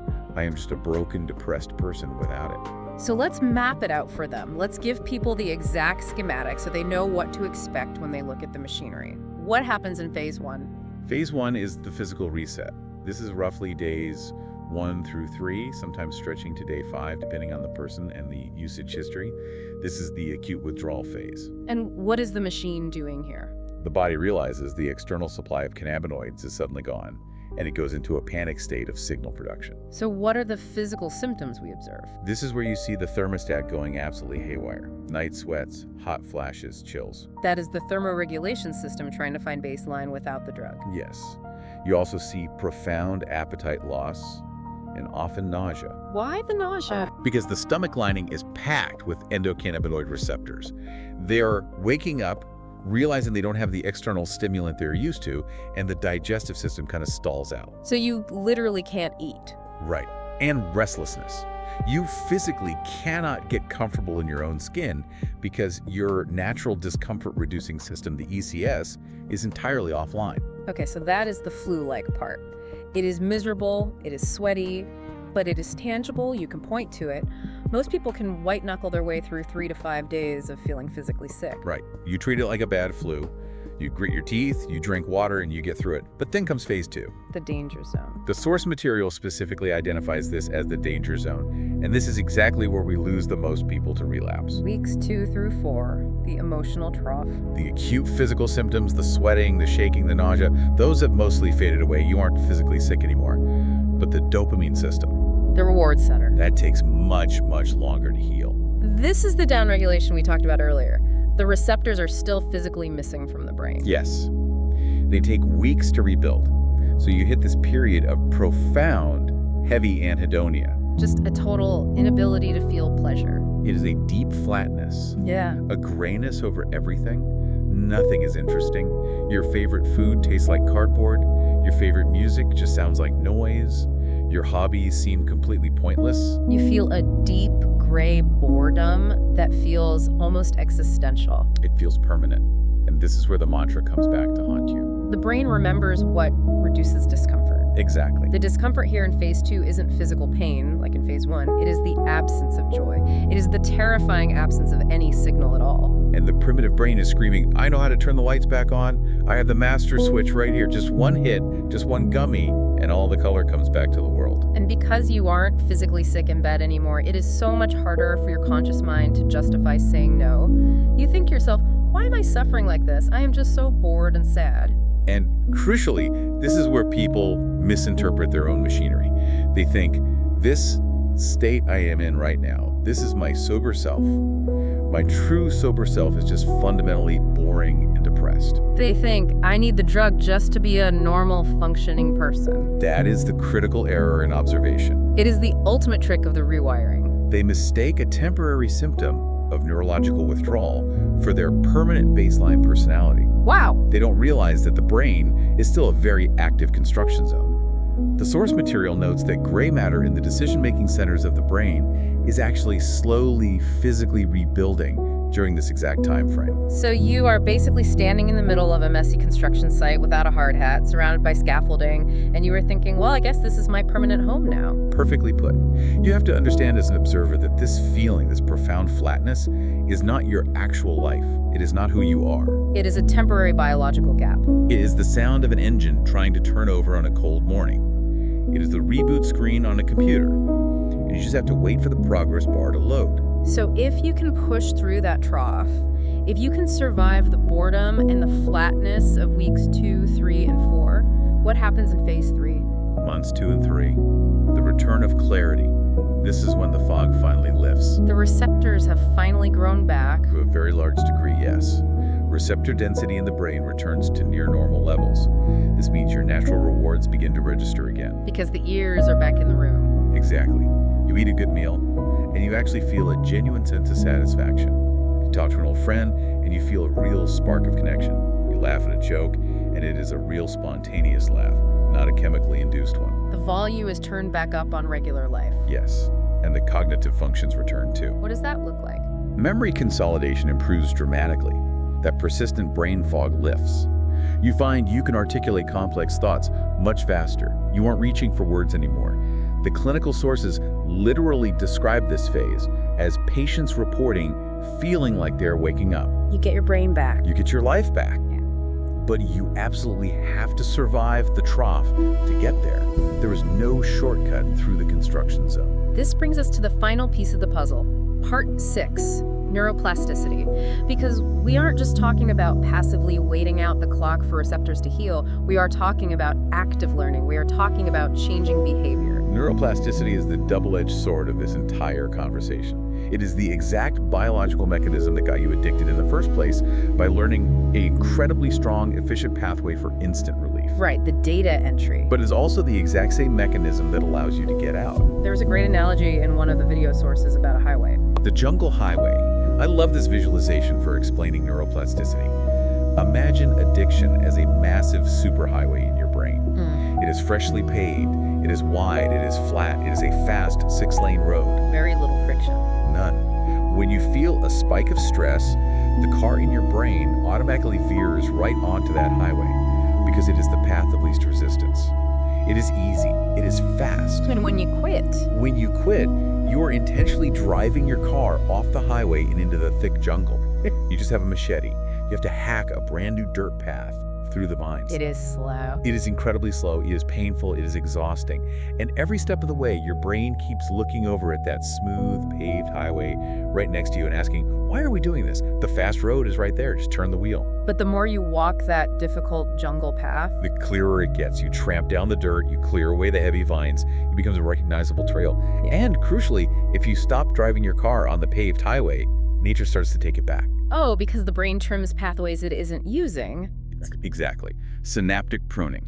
The asphalt cracks. Weeds grow up through the pavement. The road crumbles. Eventually, the old habit becomes the overgrown, impassable path, and your new behavior becomes the new superhighway. But the trick is, you can't just passively remove the old behavior. You have to actively replace it. This goes right back to the central mantra again. The brain remembers what reduces discomfort. You cannot just sit alone in a dark room in a state of discomfort and rely entirely on willpower, hoping for the best. The machine doesn't work that way. You have to teach the brain new ways to reduce the discomfort. You have to give it a new signal to latch onto. The sources mention several proven biological replacements. Things like vigorous exercise, intentional cold exposure, deep social connection. Let's break those down. Why do those work? They just seem like standard health advice. They work because they generate a real, measurable chemical signal. Exercise is potent because it forces the body to release endorphins and natural dopamine. It is a natural earned spike. It is a clear data point for the brain. Exactly. Cold exposure, like a cold shower, shocks the physical system into regulation. It essentially forces the endocannabinoid system to wake up and start managing the extreme temperature shift. It turns the thermostat back on. Yes. And social connection releases oxytocin, which directly soothes the amygdala, turning off the survival panic. You essentially have to show your brain that there are other keys that fit the locks. You have to prove to the machinery, with repeated physical evidence, that there are other healthier ways to survive and find relief. You are retraining the core algorithm. You are giving it new data points to log. Hey, going for a hard run also reduces my discomfort. Calling my brother also reduces my discomfort. But you have to be patient. It takes real time for the primitive brain to believe you. Because the drug was so loud. The drug was a megaphone. The run or the conversation is just a quiet chat. It takes much longer for the brain to accept the quieter signal as a valid survival strategy. But once the lesson is finally learned, it sticks. The new highway is built. So let's bring this all together for everyone listening. We have looked at the initial spike, that massive false signal of importance that tricks the brain into prioritizing a substance above basic survival needs. And we have looked at the systemic flood that jams the delicate thermostat of the ECS and fundamentally disrupts our biological balance. We have seen how the brain logically fights back by turning down its own volume, removing receptors, and creating a severe neurochemical deficit that traps us in a loop of using just the old baseline. We have dismantled the illusion of sedated sleep and looked at the reality of the emotional backlog that builds up when we chemically block REM processing. And we have mapped out the very real timeline of withdrawal. From the physical panic of the first few days, to the deep emotional trough of the danger zone, and finally to the genuine cognitive clarity waiting on the other side. It is a lot of mechanics to digest. It is heavy biology. It is, but for me, stripping away the cultural morality, taking off the judgment, and just looking at the raw mechanics of the machine, it is strangely hopeful. It absolutely should be hopeful. Why? Because it removes the mystery. And more importantly, it removes the shame. If you are listening to this and you are struggling with dependency, you need to hear this. It is not because you are a fundamentally bad person. Right. It is not because you lack a soul or because you have uniquely weak willpower. It is simply because you possess a highly efficient, working biological machine that did exactly what millions of years of evolution taught it to do. It learned a highly effective pattern for rapid relief. It learned that chemical X forcefully reduces discomfort. Why? You learned a survival code. It just happened to be a code that has terrible diminishing returns over time. And the beauty of the machine is, if it learned one pattern, it is entirely capable of learning another. The brain remains plastic until the very day we die. It always has the physical capacity to rewire itself. It always has the capacity to heal. So a final provocative thought for our listeners as we wrap up this deep dive. We started with the core mantra. The brain remembers what reduces discomfort. I would add a crucial corollary to that word. What is that? The brain remembers what reduces discomfort, yes. But the brain also retains the endless capacity to learn new ways to find peace. You just have to be willing to walk It is all about being a patient, neutral observer of your own internal machinery. Watch your inputs, watch your outputs, and know that your system is always, always trying to find its way back to natural balance. Just stay curious about the machine. Thanks for diving deep with us. Today we're doing something a little bit different. We are. Yeah, usually when we pull apart a topic like this, especially one that's been part of the cultural conversation for decades, it's almost impossible to avoid the noise. Oh, absolutely. The noise is deafening. Right. Politics, the legality, the stigma, the advocacy, it's all just very loud. It is incredibly loud. And frankly, it usually distracts from the actual reality of what's happening biologically. Yeah. You get lost in the should or shouldn't, and you completely miss the what and the how. Exactly.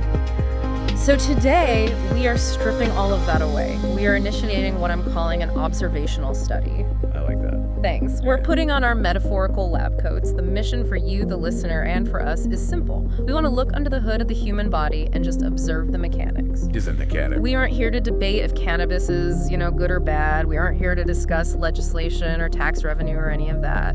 We are here to trace the journey of a specific molecule, THC.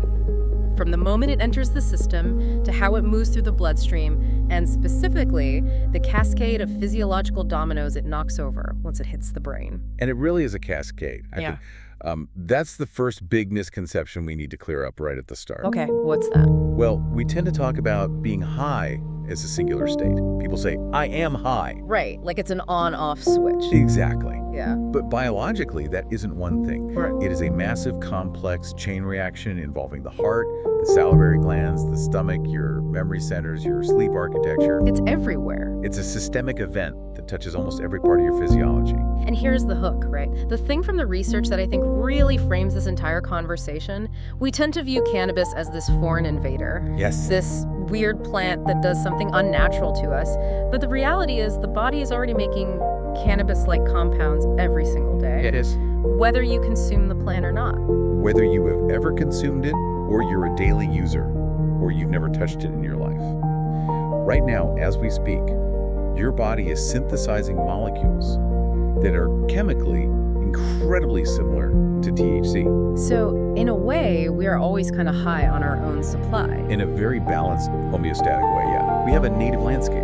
And to understand what happens when THC, the intruder, arrives, we first have to understand that native landscape. Which is the endocannabinoid system. Exactly, the ECS. Let's start there, the ECS, because I remember reading about this years ago and thinking, why?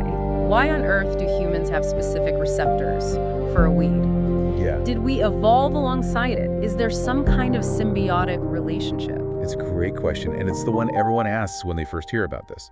But it's actually framed backwards. Backwards how? We don't have receptors for the plant. The plant evolves to fit our receptors. Oh. Or rather, the plant produces a chemical that just happens to fit the locks we already built for ourselves. Okay, that's a power move by the plant. Let's unpack that. This system, the ECS, is ancient. I mean, we see it in sea squirts. Sea squirts. Yeah, it evolved roughly 600 million years ago, long before humans and the cannabis plant ever crossed paths. It is a master regulatory system. If you had to sum it up in one word, it would be homeostasis. Balance. Balance. So it's kind of like the thermostat of the body. A thermostat is a decent analogy, but I actually prefer thinking of it like a mixing board in a recording studio. Okay, I can picture that. You have all these faders, right? Hunger, temperature, alertness, immune response, stress. The ECS is the sound engineer standing there constantly making micro adjustments. Tweaking the levels. Yeah, oh, the temperature's a bit high, bring that fader down. Or stress is spiking, dial that back. And to do that, it uses a massive network of receptors. And these are the famous CB1 and CB2 receptors? Exactly. And their locations tell us everything about what they do. Let's focus on CB1 first because these are the ones relevant to the actual high. They're located primarily in the central nervous system. We're talking about the brain. But they aren't just sprinkled randomly like confetti. They're densely packed in very specific control centers. I actually have the list here from the papers you sent over, and it reads like a map of the cannabis experience. It really does. We have high concentrations in the basal ganglia. Which controls movement, and motor function. Oh, The hippocampus. seat of memory and learning, The cerebellum. coordination and balance, And the hypothalamus. which regulates feeding, appetite, and your basic survival drives. And we also see them on the mitochondria of neurons, affecting how cells produce energy. It's almost comical how perfectly that maps onto the stereotype. Memory issues, clumsiness, the munchies. The receptors are sitting right in those control centers. Precisely. It's not magic, it's geography. If you have a lock on the door to the memory room and you put a key in it, you're going to affect memory. Makes perfect sense. And then just briefly, you have the CB2 receptors. These are located primarily in the periphery. So outside the brain. Right. On immune cells, hematopoietic cells. They deal much more with inflammation and immune response. Okay, so we have the mixing board, we have the faders, which are the receptors, but faders don't move themselves. What are the hands moving them? What are the natural keys the body is using? These are the endocannabinoids. Mhm. Endo, meaning endogenous or originating from within. The body's own cannabis. The body's own cannabis. And the first one discovered has a beautiful name, anandamide. Anandamide. Ananda is Sanskrit for bliss, right? That's right, the bliss molecule. It acts as a partial agonist of the CB1 receptor. And then there's a second primary one called 2-arachidonylglycerol. Okay, let's stick with 2AG for the sake of our tongues. Good plan. So anandamide and 2AG are floating around hitting these receptors. But the way they do it is fascinating. It basically breaks the rules of how we usually think the brain works. How so? Well, usually we think of neurotransmission as a one-way street, forward motion. Right. Neuron A fires a signal to neuron B. It releases dopamine or serotonin, it crosses the gap, the synapse, and hits the receiver. Exactly. But endocannabinoids are different. They engage in what is called retrograde signaling. Retrograde. They travel backward. Backward. So from the receiver back to the sender. Yes. Imagine a teacher at the front of a classroom. That's the sending neuron. Okay. And the students are the receiving neurons. If the teacher starts talking too fast or shouting or giving too much homework, if there's too much excitation, the students create a note. And that note is the endocannabinoid. That note is the endocannabinoid. They pass it back to the teacher. And what does the note say? The note says, quiet down. It tells the sending neuron to inhibit the release of other neurotransmitters, usually GABA or glutamate. So it's a feedback loop, a dampening system. It is the ultimate feedback loop. It prevents the brain from burning out. If a circuit is firing too hot, the ECS kicks in to cool it down. It regulates the flow of information. But here is the critical part, and this really sets up the problem with THC. Okay. Anandamide is very fragile. Fragile. It's designed to be fleeting. It appears on demand, it delivers its quiet down message, and then it is immediately broken down by an enzyme called FAAH. FA. Acid amide hydrolase. Sounds like the sound it makes when it disappears. Exactly. Right. It ensures the signal is short, a quick adjustment to the dimmer switch, and then it's gone. The system resets. That is the native landscape. A delicate, backward traveling feedback loop designed to keep things balanced. Okay, I have the visual. A recording studio, subtle adjustments, quiet notes being passed back to the teacher. The body is constantly monitoring itself, keeping the noise level appropriate. Yes. Now let's introduce the intruder. We introduce THC into this perfectly balanced system. What actually happens? We initiate the phenomenon of the mimic. THC, which is delta-9 tetrahydrocannabinol, has a molecular shape that is remarkably similar to anandamide. The natural bliss molecule. Right. It's similar enough that it fits right into those CB1 locks. That counter for key? It fits the lock, yeah. But there's a massive difference in how it operates. As we said, anandamide is fragile. But THC is robust. THC is extremely robust. So that enzyme, FAH, It can't touch it. The body's cleanup crew, the FAA enzyme that is supposed to break down the signal and reset the system, it does not recognize THC. It cannot metabolize it effectively in that moment. so the signal doesn't stop. Exactly. THC binds to the receptor with high affinity, and it just stays there.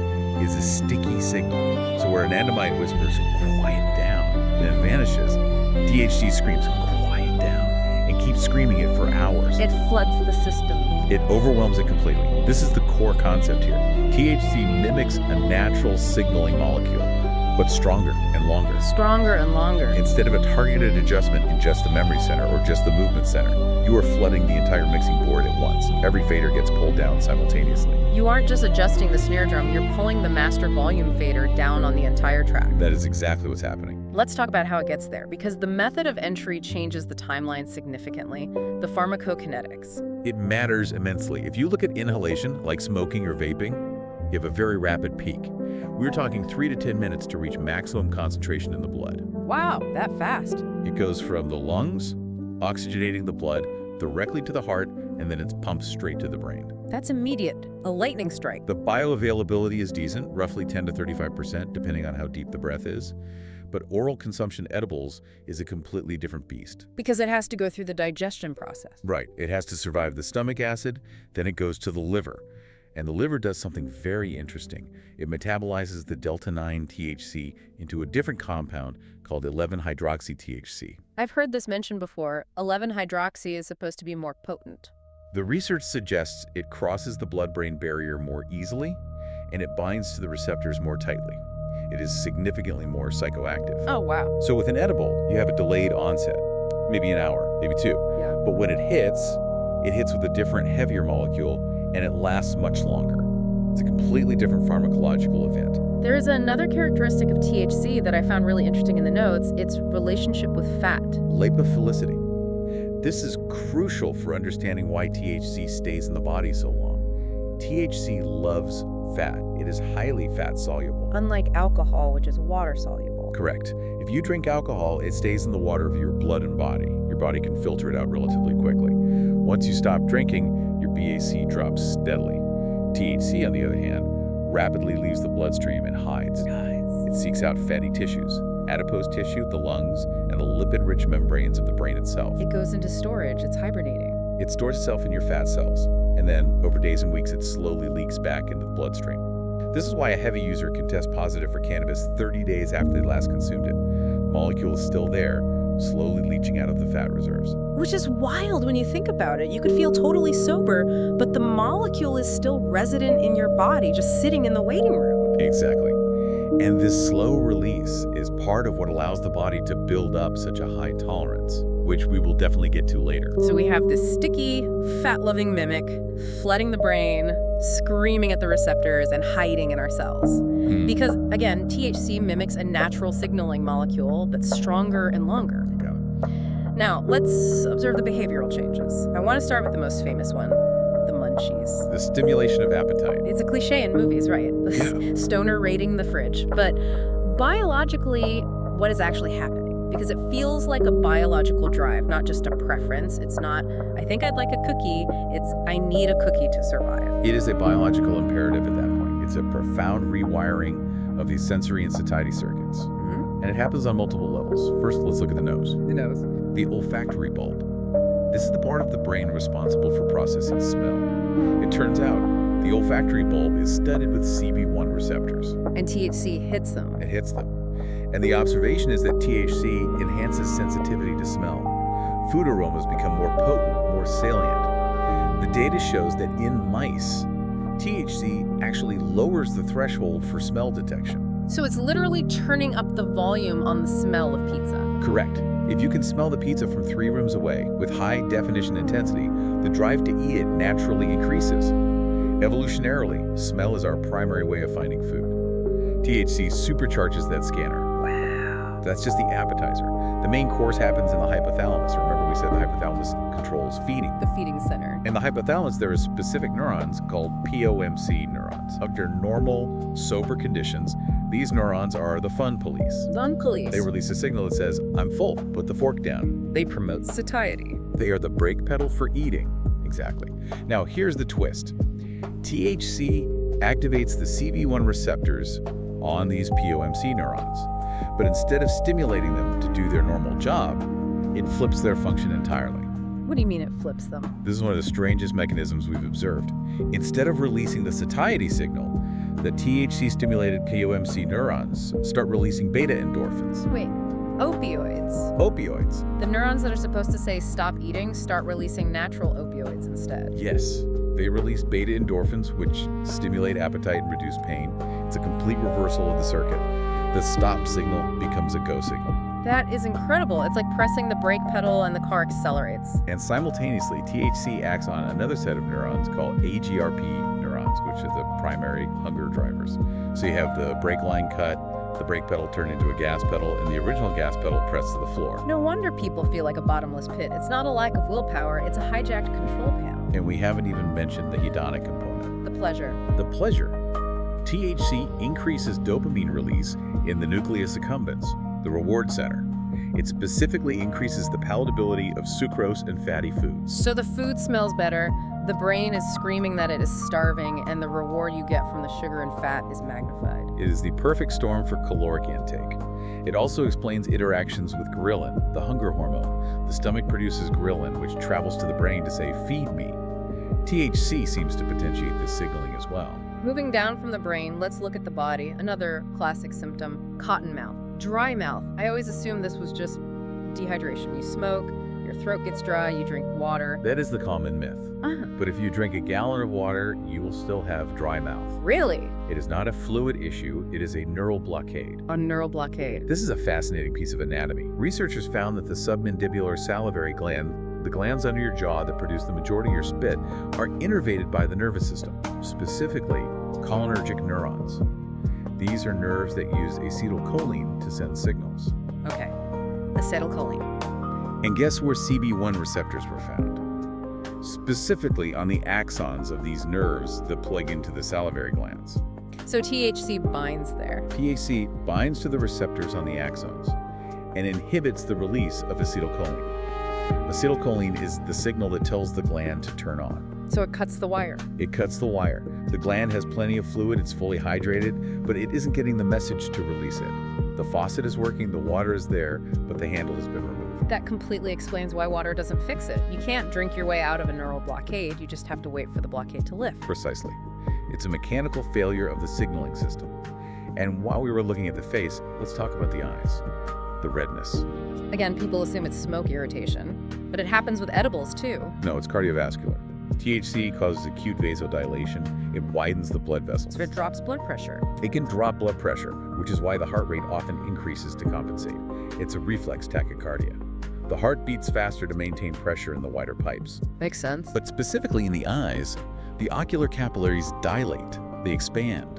That increase in blood volume makes the eyes appear red. So we have increased heart rate, widened blood vessels, and shut down salivary glands. It's a fairly systemic physical response. It is.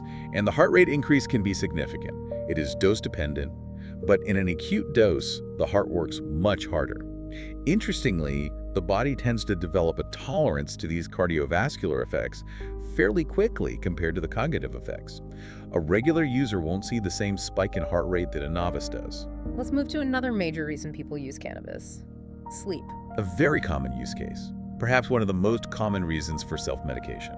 We hear people say, I can't sleep without it, or it knocks me right out. Let's observe the sleeping brain on THC. Does it actually help? The observation confirms the first part. THC acts as a sedative. It reduces sleep latency. Latency meaning the time it takes to actually fall asleep. Right.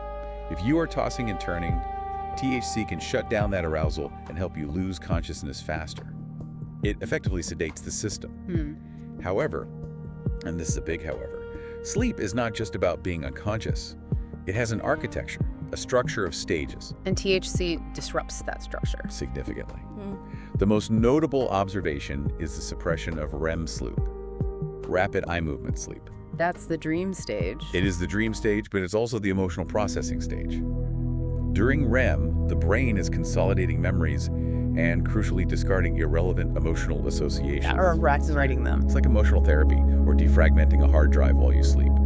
It takes the events of the day and strips away the raw emotions so you can store the memory as a fact, not a feeling. So if you suppress REM, you aren't getting that emotional flushing mechanism. You're getting more deep sleep, slow wave sleep, which is good for physical restoration. Your muscles recover, your body repairs itself. But you are starving the brain of REM. This explains the rebound effect I've read about. When people stop using cannabis after a long period, they report having absolutely insane dreams. That is the REM rebound. It is a very real, documented phenomenon. Because the brain has been deprived of REM for so long, it builds up what we call REM pressure. It's like a dam holding back water? Exactly. When you remove the THC blockade, the dam breaks. The brain tries to catch up on all that missed REM sleep at once. The result is intensely vivid, often bizarre, sometimes terrifying dreams. How long does that last? It can last for weeks. It's the brain frantically trying to re-normalize its sleep architecture. It's a clear sign of just how suppressed the system was. I want to circle back to something we touched on with the munchies, but it applies to the whole experience. Dopamine. the reward system. The engine of addiction and motivation. How exactly does THC trigger dopamine? We know things like cocaine or amphetamines force dopamine out directly. Is THC doing the same thing? Not directly. It's more subtle. It uses that inhibiting the inhibitor mechanism we talked about earlier. It's a double negative. The double negative. Right. In the ventral tegmental area, the VTA, a key part of the reward circuit, we have dopamine neurons. But we also have GABA neurons. GABA is an inhibitory neurotransmitter. It's the brake that keeps the dopamine neurons from firing too much. Okay, so GABA is holding the dopamine back. Correct. Now, those GABA neurons have CB1 receptors on them. When THC arrives, it binds to those receptors and tells the GABA neurons to stop firing. It inhibits the GABA. It takes the brake off. With the GABA brake removed, the dopamine neurons are free to fire.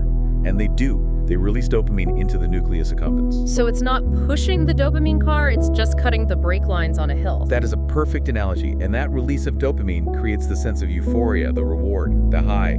It's telling the brain, this is good, do this again. But the brain is smart. It likes homeostasis. It doesn't like having its brakes cut every day. How does it adapt to chronic use? This is where we see the difference between the acute user and the chronic user. If you flood the system with THC constantly, the brain realizes it is being shouted at. The volume is too loud, so it tries to turn the volume down. Down regulation. The brain literally removes the CB1 receptors from the surface of the neurons. It internalizes them. It hides the locks. It pulls the locks inside the cells so the key can't fit anymore. It reduces the density of receptors. So you have fewer receptors available. Exactly. And this leads to tolerance.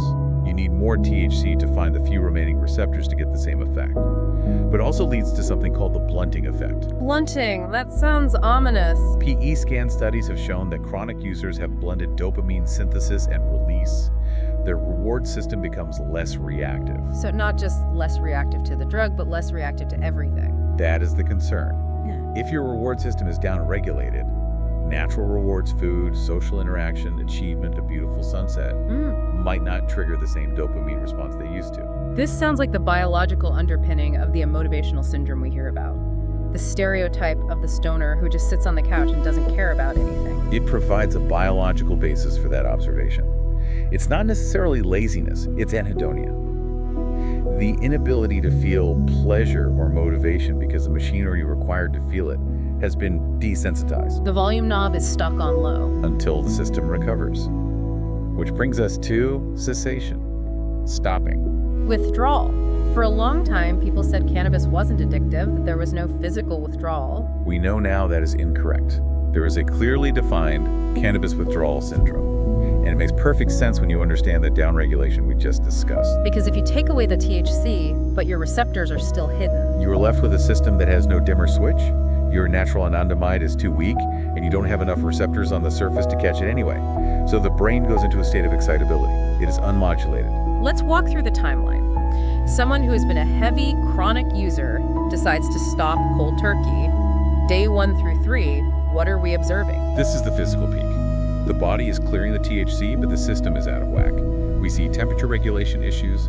Night sweats are very common. The body can't regulate its own heat. The thermostat is broken. We see the reverse of the munchies, loss of appetite, nausea. The stomach doesn't know how to be hungry without the external gas pedal. And sleep. Severe insomnia. Without the sedative and with the brain hyperexcited, sleep is very difficult. Plus, headaches and tremors are reported. Okay, so that's the first few days. What happens in week 1 and 2? The physical symptoms start to subside, and the emotional peak begins. This is characterized by irritability, anger, and anxiety. Why anger? Remember, the ECS is the quiet down signal. Without it functioning properly, the emotional centers in the brain, the amygdala, are unchecked. They are overactive. Small stressors that you would usually brush off trigger a massive rage response. You drop your keys and you want to scream. The dimmer switch is gone, so everything is blindingly bright. Exactly. And then as you move into weeks 2 through 4, we often see a depressive phase. The flatness. The dopamine system is recalibrating, the anhedonia sets in, the world feels gray. Yeah. This is often when people relapse because they just want to feel something again. The brain is bored. Yep, it does recover. It does. That is the good news. The brain is remarkably plastic. If you stay the course, the CB1 receptors begin to upregulate. They come back to the surface. How long does that take? It varies by individual and usage history, but typically by month 2, we see significant recovery. The vivid dreams subside as sleep architecture normalizes.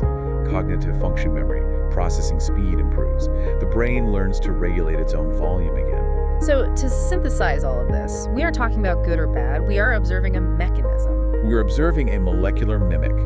THC hijacks a natural system, a system designed for balance, for forgetting, for feeding, for sleeping. It fits the lock, but it jams the door open. And because it's robust and fat-soluble, it stays there, forcing the body to adapt by turning down its own sensitivity. I want to end with a thought that came up in the research, specifically regarding the forgetting function of the ECS. We mentioned earlier that the ECS helps us discard irrelevant associations. Yes, extinction learning.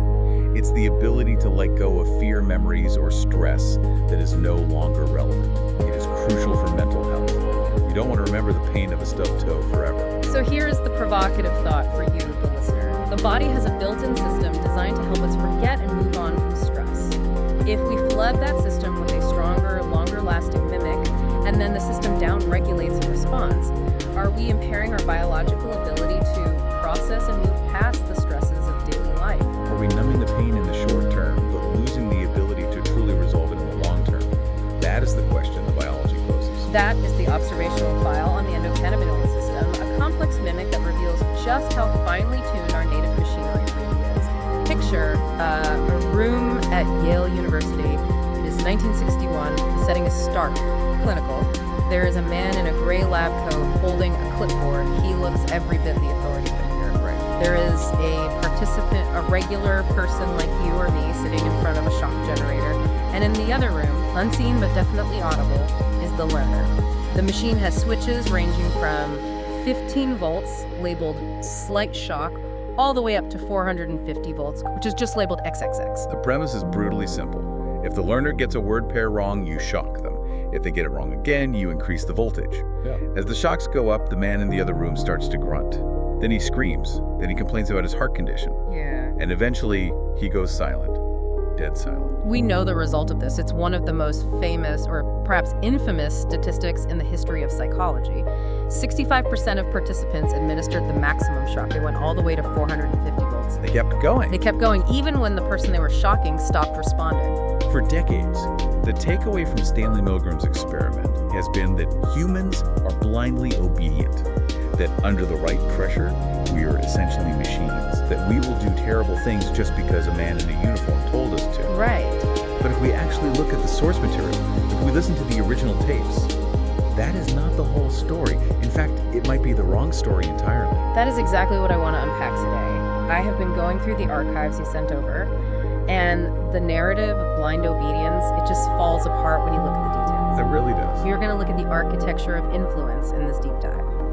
We need to connect those vintage tape recorders at Yale to the notifications lighting up your phone right now, because the mechanism that kept those people pressing the switch is the exact same mechanism driving digital cults, online radicalization, and, well, the fracturing of our reality today. We have to start by dismantling the robot theory, because it turns out people didn't obey just because they were ordered to. Explain that, because the popular understanding is that they were just following orders. Right. But when the man in the gray coat gave a direct order, when he actually said, "You have no other choice, you must go on," obedience dropped. Interesting. People resisted orders, they got angry. Direct coercion broke the spell.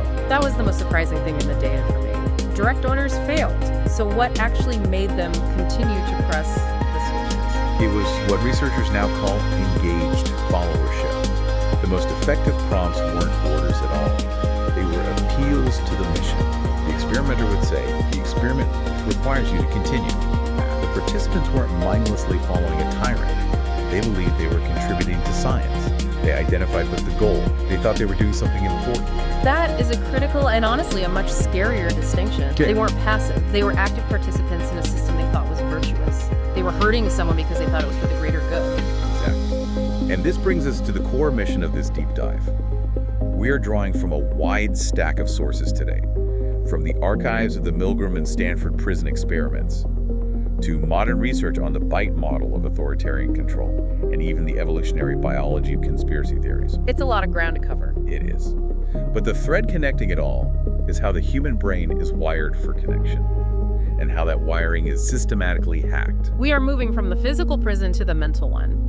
But let's stay with Milgram for just a moment longer, because that 65% figure is what everyone remembers, but Milgram ran variations of this study, and the variations tell us that the environment, the architecture, matters more than the personality of the person. Context dictated obedience. There were specific variables that shattered the illusion of authority. Proximity was a big one. Yes. In one variation, the teacher actually had to force the learner's hand onto a shock plate. They had to physically touch the person they were harming.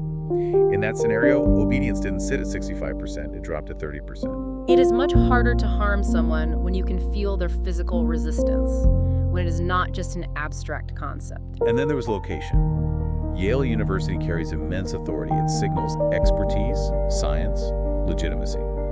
But when Milgram moved the exact same experiment to a rundown office building in Bridgeport, Connecticut. Right, he called it Research Associates of Bridgeport. Yes. When he did that, obedience dropped to 47.5%. The architecture matters. The physical backdrop provides the authority, not just the man himself. But here is the variable that I found most compelling, especially when we think about the digital age: peers. Yes, this is the antidote. In this variation, the participant was paired with two other teachers, actors, of course. If those peers refused to continue, if they stood up and said, "I am not doing this," the actual participant's obedience plummeted to 10%. 10%. That is a massive drop. It suggests that social support is the circuit breaker for authority. If you have backup, you can resist. But there is a darker side to the data that we need to address. Milgram selectively reported his findings. He curated the narrative to fit his theory. He did. There's a relationship condition that remained unpublished for a long time. In this version, the teacher and the learner were friends, or relatives. They actually knew each other. And the results were completely different. Entirely. In that condition, 85% of people disobeyed. They flat out refused to shock their friend. Milgram buried that because it complicated his agentic state theory, the idea that we just become empty instruments of authority. The truth is, our loyalty to our tribe, to our loved ones, can override authority. So if Milgram proves we aren't just programmable robots, we have to look at the other pillar of dark psychology, the Stanford prison experiment. 1971, Philip Zimbardo. This one is constantly cited as the definitive proof that we all have an inner sadist waiting to be unleashed. You take normal college students, you make half of them guards, half of them prisoners. And the study had to be stopped after just 6 days because of the sheer brutality. The narrative has always been that the role just took over. The uniform made them do it. But again, looking at the actual archives, it wasn't just the role, it was the coaching. It wasn't a spontaneous descent into madness. Right. It is known as demand characteristics. Correct. The guards didn't just spontaneously become tyrants, they were actively told how to behave. There was a student named David Chaffee who acted as the warden. He explicitly told the guards to be tough. He told them to create a sense of fear and powerlessness. He gave them permission to be cruel. And some of the guards admitted later that they were just role-playing. They were modeling their behavior on media. One guard specifically mentioned the movie Cool Hand Luke. He was putting on a performance because he thought that is what the researchers wanted from him. He was engaging in the mission. Which doesn't mean the brutality wasn't real to the prisoners. It was terrifying for them. But it means the cause wasn't just fundamental human nature. It was a system carefully designed to encourage cruelty. And we know this because of the contrast with later studies. Decades later, the BBC conducted a replication of the prison study. And the result was completely different. The guards didn't turn into monsters? Not at all. Yeah. In the BBC study, the guards were not coached to be cruel. And guess what? They weren't. They were hesitant, uncomfortable. The prisoners, on the other hand, formed a cohesive group. They developed a shared identity. They challenged the guards. The tyranny didn't just inevitably happen. So tyranny requires leadership cues. It requires an environment that rewards cruelty. And that feels like the perfect bridge to where we live right now. We don't have guys in gray lab coats standing over us in our living rooms. We don't have prison wardens telling us to be tough. But we have something else. We have authority without faces. We've moved from physical prisons to digital ones. And the mechanism of control has shifted from direct orders to something much more subtle. Identity capture. Let's use the BITE model to break this down. This framework was developed by Stephen Hassan to describe how authoritarian cults control people. BITE, behavior, information, thought, and emotional control. And while Hassan originally developed this for physical groups like the Moonies, it maps terrifyingly well onto modern digital communities and algorithmic loops. Let's start with information control. In a traditional cult, they might ban newspapers, they cut the phone lines, they physically isolate you. What does that look like now? It looks like an algorithmic silo, but it is not just hearing what you like. It is the systematic filtering of opposing viewpoints until they seem completely illegitimate. It is the creation of outsider versus insider doctrine. Right. We're told that the mainstream media is lying, that scientists are corrupt, that only this specific Telegram channel or this specific forum has the real truth. It creates a closed loop where outside information is treated as a threat. And once you are fully in that loop, thought control kicks in. The sources talk heavily about loaded language. This is a key marker. Loaded language consists of thought-stopping cliches. These are buzzwords or phrases perfectly designed to shut down critical thinking. Give me an example of how that worked in practice. If you raise a doubt within the group and the group responds with a slogan, something like trust the plan, or fake news, or do your research, that is a thought stopper. It signals to the brain to stop analyzing and just believe the consensus. And this leads directly to what you called identity capture. It is a subtle shift in pronouns. I've noticed this a lot in political discourse online. It is the shift from saying I think to we know. When a belief system stops being something you merely hold and starts being who you are in very dangerous territory. Because the stakes change. Exactly. Because if the belief is your core identity, then a factual challenge to the belief feels like a physical attack. Leaving the group doesn't just mean changing your mind. It feels like psychological death. And the internet accelerates this entire process because it removes friction. In the physical world, if you want to join a radical group, you have to go to a meeting. You have to drive somewhere. You have to sit in a room. There is time to think on the drive over. Yes. Online, the messages arrive fully formed directly to your screen at the speed of light. And authority is established differently online. In the real world, we look for credentials, we look for degrees or experience. Online, authority is established by fluency. Fluency, meaning who speaks the fastest. Who posts the most? Who speaks the fastest? Who sounds the most intensely confident? The algorithm rewards high arousal content. It rewards absolute certainty. So the people who get amplified to the top of your feed are the ones who eliminate nuance entirely. The sources mention groupthink 2.0. It is not just that everyone agrees. It is that silence becomes indistinguishable from agreement. Exactly. This is known as the spiral of silence. If you are in a Discord server or a comment thread, and you see 50 people aggressively agreeing with a radical idea, and you disagree, you probably won't post your disagreement. You self-censor, because you don't want the backlash. You self-censor. So to everyone else watching the thread, it looks like 100% consensus. It creates a false reality where the extreme view looks like the only view. And this isn't just because people are gullible. That is the lazy explanation. We often hear, oh, those people are just stupid. But our sources suggest something much more fundamental is happening here. It goes all the way back to our biology. We have to look at the evolutionary roots of this behavior. Yeah. We are not evolved for truth. We're evolved for survival. And specifically, we are evolved to survive in a world of hostile coalitions. The adaptive conspiracism hypothesis. That is the academic term. Think about our ancestors for a minute. If you were a hunter-gatherer, a hostile coalition from a rival tribe, or even a faction within your own tribe, was a genuine lethal threat. They could kill you, steal your resources, wipe out your lineage. So a certain level of paranoia was a survival skill. It was essential. It is called error management theory.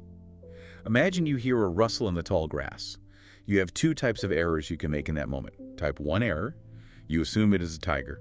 You run away, but it was just the wind. That is a false positive. Right, you feel a little silly, you burn some calories running away, but you are alive. Now type 2 error, you assume it is just the wind, but it is actually a tiger. And you are dead. That is a false negative. Evolution selects for the paranoid. It selects for the people who see patterns, who detect agency, who assume that things are connected and intentional even when they aren't. We are the descendants of the paranoid. We are the descendants of the people who assumed it was a tiger. So when we see conspiracy theories exploding today, it is not necessarily a malfunction of the brain. It is an ancient software program running in a modern environment. Exactly. It is a mismatch. Our brains are constantly scanning for hostile coalitions. And when does conspiracy thinking spike in the data?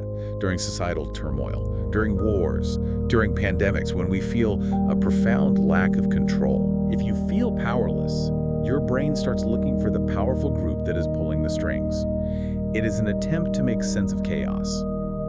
It feels safer to believe there is a secret cabal controlling everything than to accept that the world is chaotic and unpredictable. And the internet provides an endless, frictionless supply of patterns for that pattern-seeking brain. It feeds the illusory pattern perception perfectly. You can find connections between any two data points on the internet if you look hard enough. And because we have this agency detection bias, where we naturally assume things happen on purpose, we deeply struggle to accept that bad things sometimes just happen by accident. We prefer a villain we can name over chaos we can't control. But there is a physical limit to what our brains can handle. We need to talk about the concept of the brain underload. This section of the research really highlighted why we are so vulnerable right now. This brings us to neuroplasticity and cognitive load.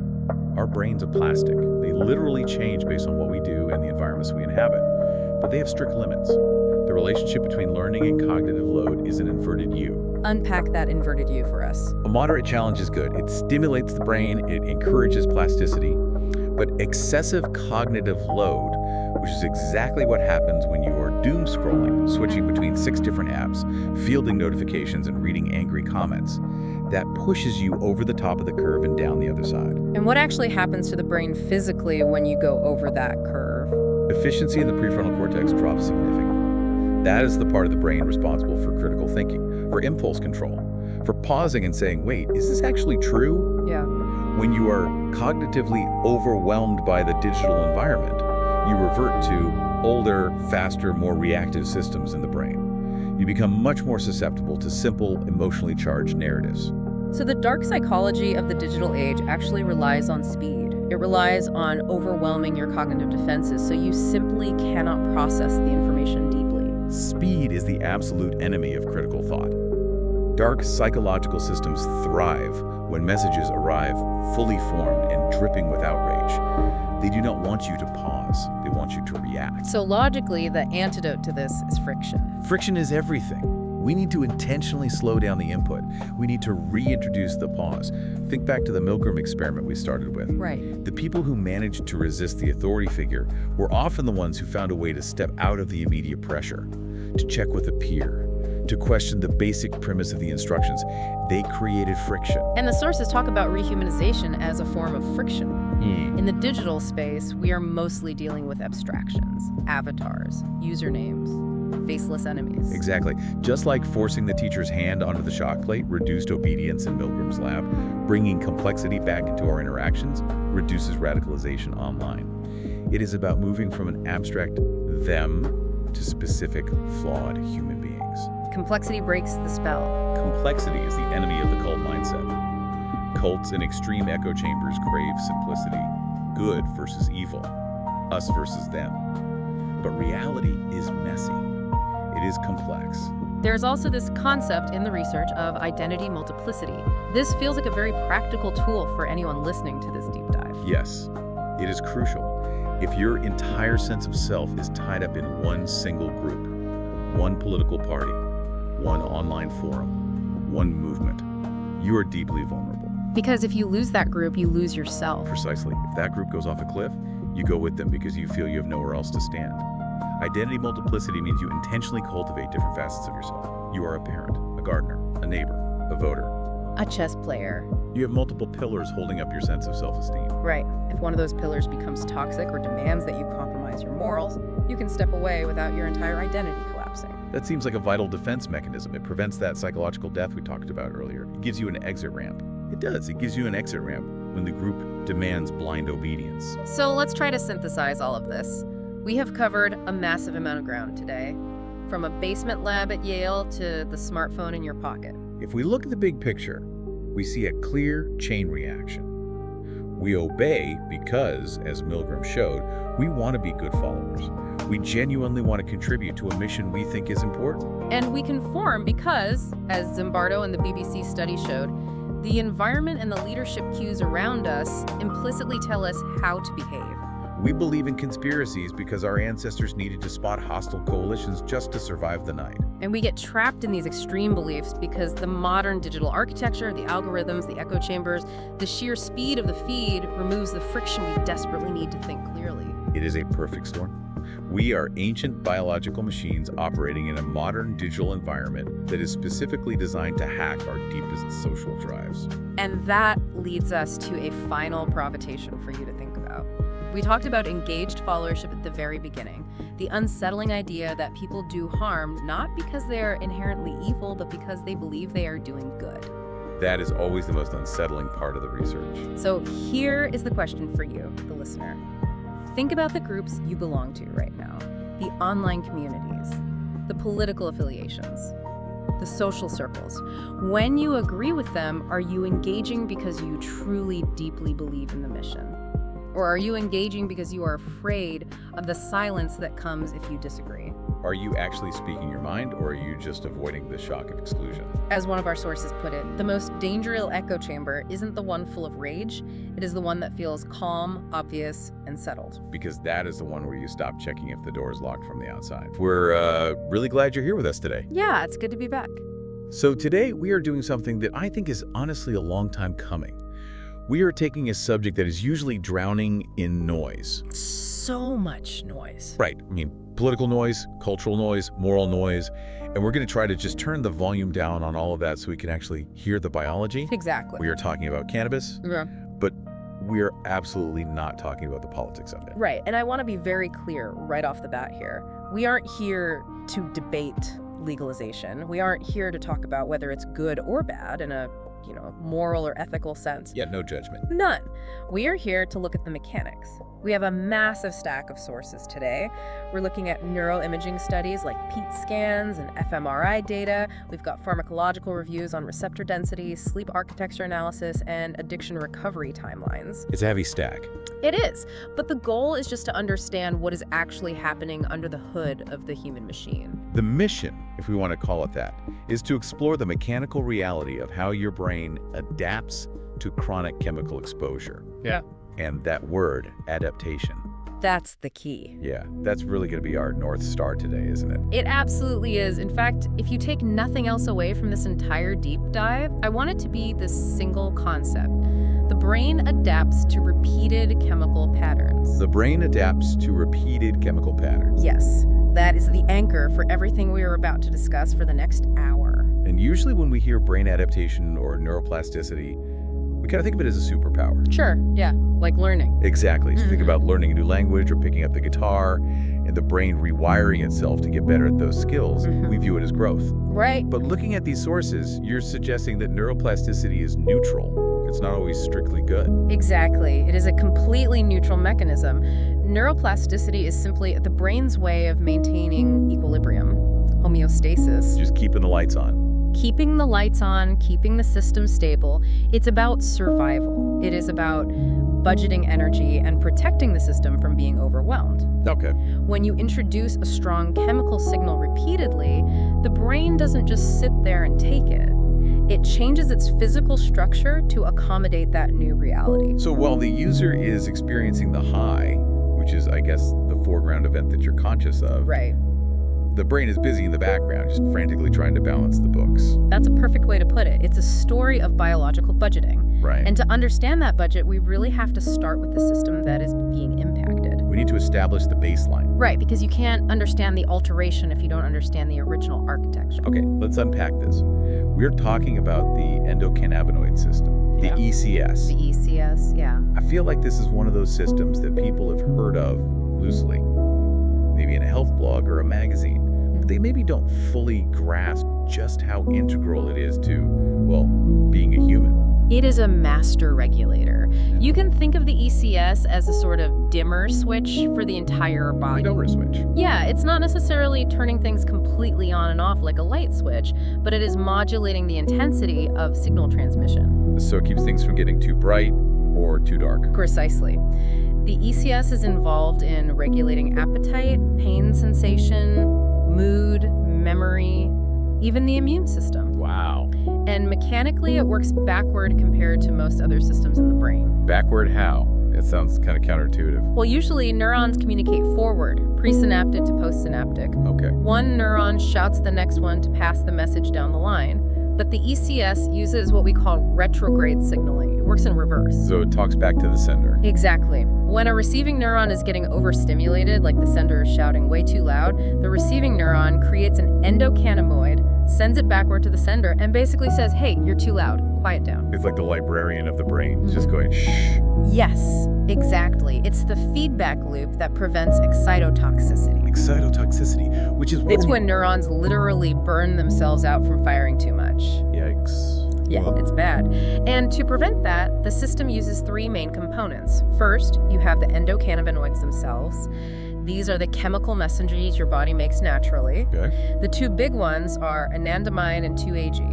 Anandamide. That's often called the bliss molecule, right? I think the root word is Sanskrit. Ananda meaning bliss. Yes. Yes. But here's the crucial biological nuance from our sources that we need to really nail down. Anandamide is created on demand. On demand. Right. Your body doesn't store it in big tanks waiting to be used. It is synthesized the exact moment it is needed. It does its job, and this is critical, it is broken down very quickly. So it's a whisper. It is a whisper. It's a subtle, fleeting signal. It appears, it modulates, and it vanishes. Okay, so we have the messengers, then we have the receivers. Correct. We have the receptors, specifically CB1 and CB2. Now, CB1 receptors are found incredibly densely in the brain and central nervous system. Like where? In the hippocampus, the amygdala, the prefrontal cortex. In fact, and this surprises a lot of people, CB1 receptors are more abundant in the brain than dopamine and serotonin receptors combined. That is a staggering stat. We talk about dopamine all the time on this show. We talk about serotonin with depression. But the CB1 system is everywhere. It is everywhere. It is the canvas upon which the others are painted, in a way. And finally, the third component of the baseline system is the enzymes, things like FAAH and MAGL. The enzyme. Yeah, these are the cleanup crew. Their job is to break down the anandamide and 2-AG almost immediately after they've delivered their calming message. So under normal conditions, this system is like a very efficient traffic controller. A neuron gets too excited, it sends a message back saying, slow down. The ECS delivers that message, things calm down, and the messenger dissolves. Traffic flows smoothly. That is the baseline. That is the system working exactly as designed. Yes. Now, enter delta-9 tetrahydrocannabinol, The delta-9 disruption. THC, the primary psychoactive compound in the cannabis plant. And the reason it affects us so strongly is a classic case of mistaken identity. How so? Structurally, the THC molecule looks enough like natural anandamide to fit perfectly into the CB1 receptor. It fits into the lock. But it doesn't act like anandamide once it's in there. No. If anandamide is a whisper, THC is a shout. It's a megaphone.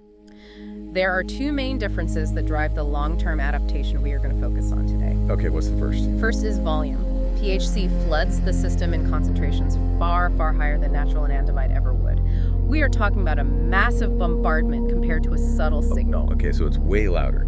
And the second difference. Duration. Remember the enzymes we just mentioned?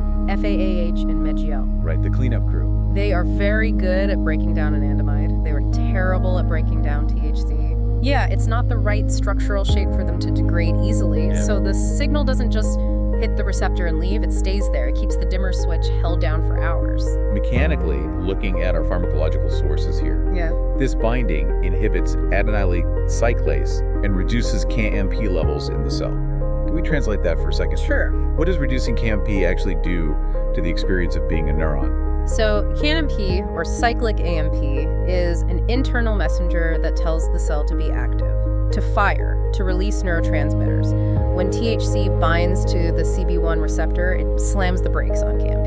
Okay. It essentially tells the cell, stop communicating, shut up. And because CB1 receptors are everywhere, like you said, memory centers, emotional centers, coordination centers, this shut-up command happens all over the brain simultaneously. Correct. So the first time someone uses cannabis, the brain is surprised. It hears this massive, deafening command to slow down, which results in the sedation, the relaxation, the change in perception, the high. But we are talking about long-term adaptation. What happens when that shout becomes a daily occurrence? This is where it gets really interesting to me, and where we move into the concept of downregulation. Because I think most people assume that if you take a drug every day, your body just sort of gets used to it in a vague, abstract way. Yeah, they think it's just behavioral. Exactly. But the sources are describing a very specific physical restructuring. You have to remember, the brain hates being yelled at. It views this daily flood of THC as an error. It sees it as an overstimulation that threatens its equilibrium. Homeostasis, we talk about that. Exactly. The brain's primary goal is homeostasis, keeping things steady. So it tries to protect itself from the noise. It does. It tries to turn down the volume. But it can't stop you from smoking or consuming the THC. It has absolutely no control over the input, so it does the only thing it can do, it removes the ears. Ears being the receptors. Yes. This is CB1 receptor downregulation. We have PT scan studies in the stack today, specifically the work by Hervonen and D'Souza, that show this incredibly clearly. What do they find? In daily cannabis smokers, the availability of CB1 receptors is significantly lower than in non-users. And when we say downregulation, we don't just mean the receptors turn off. Right, they physically move. The cell actually pulls the receptor inside the cell membrane. It effectively swallows the lock so the key can't fit anymore. Yes, it internalizes it. Or in severe chronic cases, it degrades the receptor entirely, it recycles the proteins, it literally dismantles the listening device. That is a wild image. It's kind of like living next to a train station. The first week, the trains keep you awake all night. But after a month, you don't even hear them anymore. Your brain filters it out. You literally become deaf to the signal. That is a perfect analogy.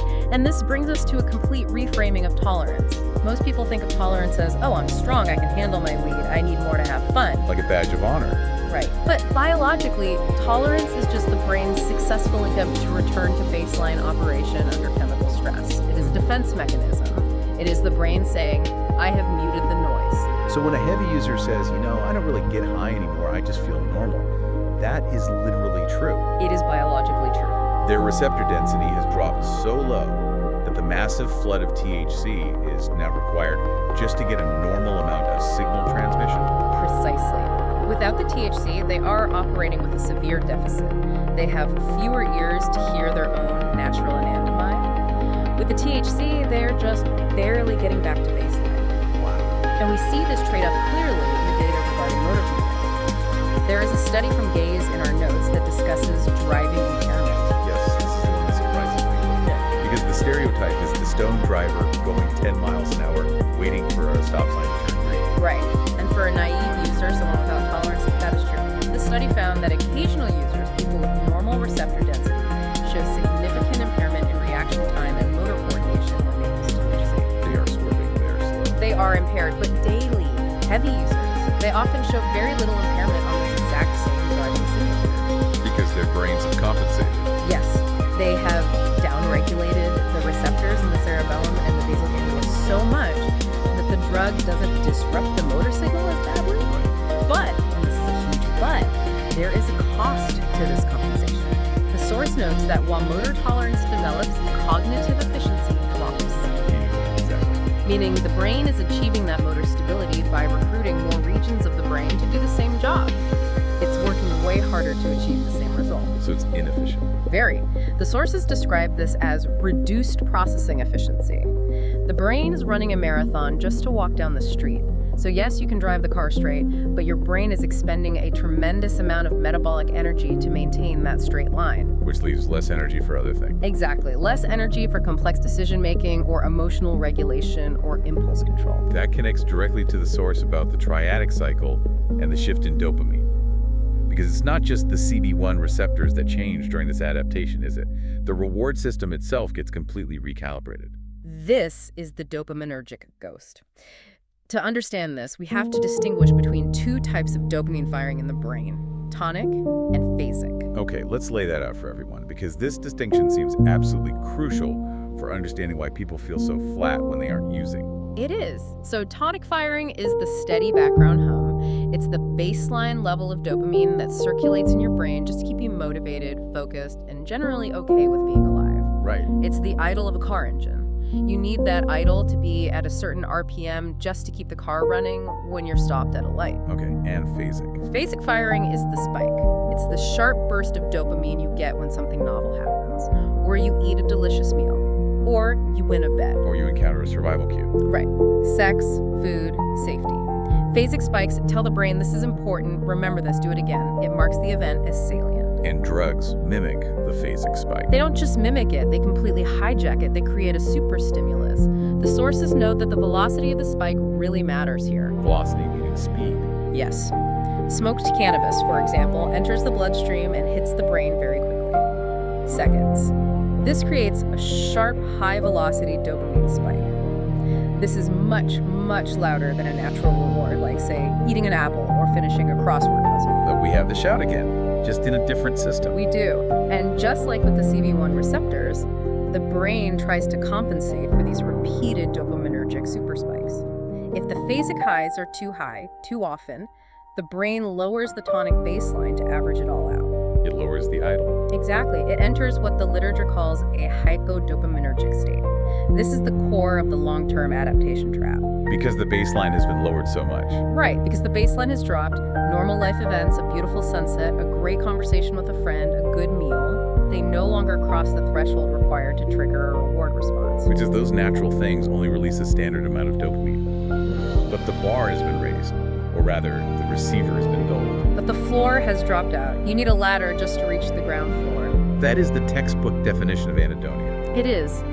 The user isn't necessarily depressed in the clinical sense of deep, grieving sadness, but they are chemically unable to register joy from subtle sources. Everything is just gray. The world looks gray. The only thing that can bridge that massive gap and get them back to feeling good or even just feeling okay is the drug.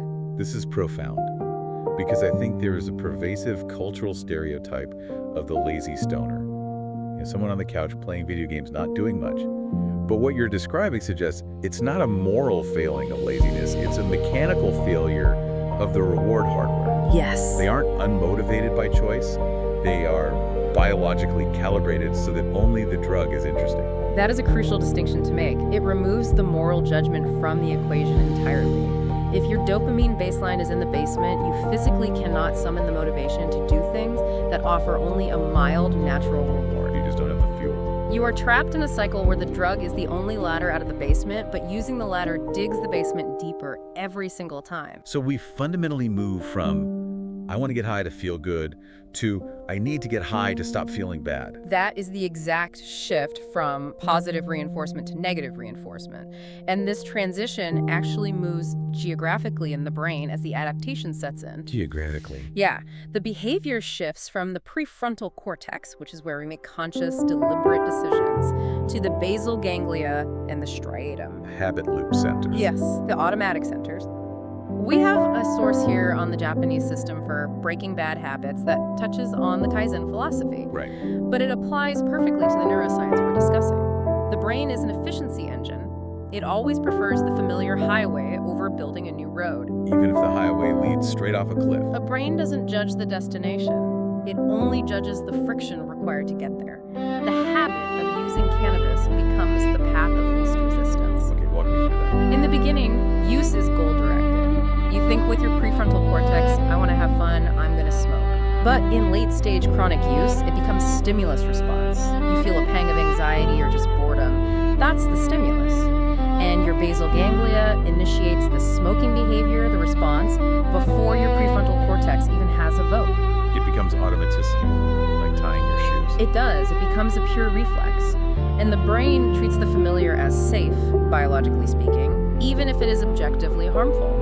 Breaking that loop requires fighting millions of years of evolutionary programming that basically screams, repeat what worked last time. And what worked last time usually implies safety in nature. But in this case, what worked is also creating a massive biological debt. A huge debt. And I want to pivot to another area where that debt is accumulating completely silently. Sleep. Yes. The sleep trap. I hear this constantly from people. I can't quit weed because I can't sleep without it. Or, weed is my sleep aid. And if you look at the surface level, it seems true, right? You smoke, you pass out. It is one of the most common and probably the most misunderstood aspects of cannabis use. So mechanically, does it help you sleep? It helps you lose consciousness. That is not the same thing as sleep. Oof. Okay, that's a very distinct difference. The data across our sources is very clear here. THC reduces sleep latency, meaning it helps you fall asleep faster. No one disputes that. Right. However, it severely disrupts sleep architecture. Specifically, it heavily blocks REM sleep. Rapid eye movement, that's the dreaming phase of sleep. It is. But it's not just about having cool dreams, you know? REM is a deeply functional utility state for the brain. It is the time when the brain processes emotional memory. Emotional processing. Yes. It's when we take the stress of the day, the fight with your boss, the near miss in traffic, the argument with your spouse, and we categorize it, we file it away, and the brain physically strips the raw emotional charge from those memories. So it's like emotional therapy while you sleep. It is exactly that. It's overnight therapy. So So if you are artificially blocking REM night after night, You are not processing your emotions. You are carrying a growing backlog of unprocessed emotional data. You wake up, and the memory of yesterday's stress is still hot. It hasn't been cooled down by REM sleep. and this leads to what the literature calls the REM rebound. This is what happens when people finally quit, right? The crazy dreams. Yes. If you suppress REM for months or years, the brain keeps a literal ledger of that lost sleep. It knows it is in debt. It never forgets. Never. As soon as the THC dam is removed, usually within 24 to 48 hours of quitting, the brain attempts to pay back that debt almost immediately. It floods you with intense, vivid, sometimes absolutely terrifying dreams. I've heard people describe them as realistic, like completely indistinguishable from waking reality. Why are they so intense? That is the brain trying to do 6 months of emotional filing in a single night. It's the floodgates opening. That sounds exhausting. It is exhausting. People wake up sweating, but I always try to tell people that dreaming is a sign that the system is finally coming back online. It's a healing pain. But that pain, right, the dreams, the insomnia, the emotional rawness, that's part of why people relapse. And this brings us directly into the withdrawal timeline from the sources. I think for a long time, the cultural narrative was just, weed isn't addictive, there's no withdrawal, it's just a plant, man. Right. But the hard science in our stack says something very, very different. That myth has been thoroughly debunked by modern neurobiology. We even have a medical term for it now, hypercataphea. Hypercataphea. That sounds like a heavy metal band. Yeah. What does it actually mean in this context? It's derived from Greek. Hyper means high or excessive, and cataphea refers to dejection or a negative emotional state. Okay. In addiction science, it refers to a hypersensitivity to emotional distress.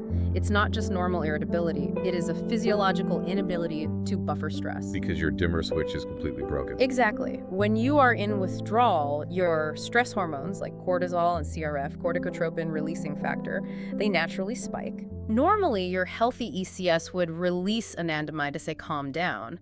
But because your receptors are downregulated, that calming signal doesn't get through. Wow. You feel everything at volume 11. A dropped coffee cup in the morning literally feels like a tragic life event. So let's walk through the timeline based on the recovery data. Someone listening to this is thinking, okay, I've been a daily user for years. If I stop today, what actually happens to my physical body? Let's break it down day by day. The first 24 to 72 hours are the physical shock phase. The body just realizing the chemical is gone. Right. You'll see temperature dysregulation. Night sweats are incredibly common here. Why is that? Because the ECS regulates body temperature. And without the external cannabinoids holding the wheel, the thermostat is just broken. It's wildly overcorrecting. You'll also see severe appetite loss. The munchies are caused by THC stimulating the hunger hormones ghrelin and leptin. Right. When you remove the THC abruptly, the pendulum swings hard the other way. Food literally becomes repulsive to the user. And of course, the insomnia we talked about. Yes. Severe sleep disruption. So that's the acute phase, just getting through the physical flu-like feelings. Then we hit week 1. This is usually the peak of physical discomfort. Okay. But then we enter weeks 2 through 4. I call this the danger zone for relapse. Why? If the physical stuff is fading after week 1, shouldn't it get easier? You would think so, but this is where the emotional symptoms actually peak. Remember, the drug is mostly out of your system by now. Right. But your receptors, the CB1 receptors we talked about pulling inside the cell, they haven't grown back yet. So you're clean, but you're deaf. That is exactly it. You are chemically clean, but neurologically deaf to joy. The volume of the world is still turned all the way down, but you don't have the drug to force a spike anymore. That sounds brutal. It creates a profound state of boredom, anxiety, and depression. People feel entirely flat. They think, is this what sobriety is? Because this sucks. And that's the trap right there. They think I'm fundamentally broken, not I'm healing. Exactly. They mistake the temporary withdrawal symptom for their permanent personality. They think, I guess I'm just an anxious person naturally. Or I guess I'm just chronically depressed. When really it's just mechanics. Yes. They don't realize that they are in the middle of a massive biological repair process. Does the data tell us when that repair actually happens? When do the receptors come back? It does. The source data shows that CD1 receptor density typically begins to return to normal baseline levels after about 4 weeks of complete abstinence. 4 weeks? I mean, that's a long time to wait when you feel terrible every day. It is a lifetime when you are in it, But knowing that it is a timeline helps people survive it. It's not permanent. It's a renovation project. And then we get to month 2 and month 3. This is often called the pink cloud phase in recovery circles, but biologically speaking, it's when cognitive functions really start to return. Right. Memory sharpens, word recall gets much better, the brain fog lifts. However, the dopamine baseline, that tonic firing we talked about earlier, Yeah, the car idle. that takes much longer to heal than the CB1 receptors. So you might be smart again, your memory is back, but you might still feel a little low. You might still feel a bit meh for a while. The emotional nuance takes real time to come back. The brain has to relearn how to generate pleasure from very subtle things. I want to zoom out a bit here. We've talked deeply about the mechanics, the receptors, the dopamine, the sleep architecture. But why does this happen to some people and not others? The susceptibility question. Yeah, because we all have that friend who smokes weed occasionally at a party, puts it down, and it's totally fine. Then we have the friend who spirals into daily chronic use that completely derails their life. Right. What's the difference? It raises a crucial point. It's never just the drug in isolation. It's the drug interacting with a specific host environment. We have to look at genetics first. The CHRNA2 gene mentioned in the studies. Right. Our sources highlight the CHRNA2 gene on chromosome 8. Variations in this specific gene are strongly associated with cannabis use disorder. So it's hardwired to some degree. Genetics account for roughly 40 to 60% of a person's vulnerability. Some people's brains are simply wired from birth to lock onto that THC signal far more aggressively than others. And then there's the environment, specifically childhood environment. Yes, the Gabor Mate connection from our stack. He always asks, not why the addiction, but why the pain. Why pain? We see a very strong correlation between adverse childhood experiences, or ACEs, and later addiction. This connects back to the stress response and the dimmer switch, right? It does. Chronic stress in childhood physically changes the developing brain. It can reduce hippocampal volume, and it primes the amygdala, the fear center, to be hyper-reactive. It's always looking for threats. Exactly. If you grow up with a brain that is constantly sounding the danger alarm, and then at age 15 you discover a chemical that is a literal master dimmer switch for stress. It feels like a miracle. It feels like medicine. It feels like a perfect solution to a pre-existing problem. The addiction isn't the primary problem for them, it's their attempted solution. But, as we've discussed today, it's a solution that eventually breaks the machine. Exactly. It works until it doesn't. The good news, and there is a lot of good news in this stack of papers, is that the machine can fix itself. Absolutely. That is the most hopeful aspect of all this data. Neuroplasticity works in both directions. Right. The brain adapts to the drug, yes, but it also adapts back to sobriety. Studies on white matter microstructure and hippocampal volume show clear, measurable recovery after prolonged abstinence. You can grow the receptors back, you can resensitize the dopamine system, you can rebuild the sleep architecture. You can. It takes time, and it takes enduring that difficult period of emotional deafness we talked about. But the brain is incredibly resilient. It desperately wants to return to true homeostasis. It is constantly fighting to get back to balance. So let's sort of synthesize this whole deep dive. We started with the idea that the brain is an efficiency engine. Right. It didn't downregulate your receptors to punish you. It didn't lower your dopamine baseline to make you depressed and miserable. It was budgeting. It did those things to maintain stability in a flooded, chaotic system. It was literally trying to save you from the noise. The brain adapts to repeated chemical patterns. That is the core truth of the biology. So if we accept that, it fundamentally changes how we view the struggle of quitting. It's not a moral failing, it's a mechanical repair job. It's a renovation. You are tearing down the old highway and you are building a new road. And road construction is messy, it's slow, and it is highly inconvenient. But it leads somewhere better. Here's where it gets really interesting for me, just thinking about the practical application of all this.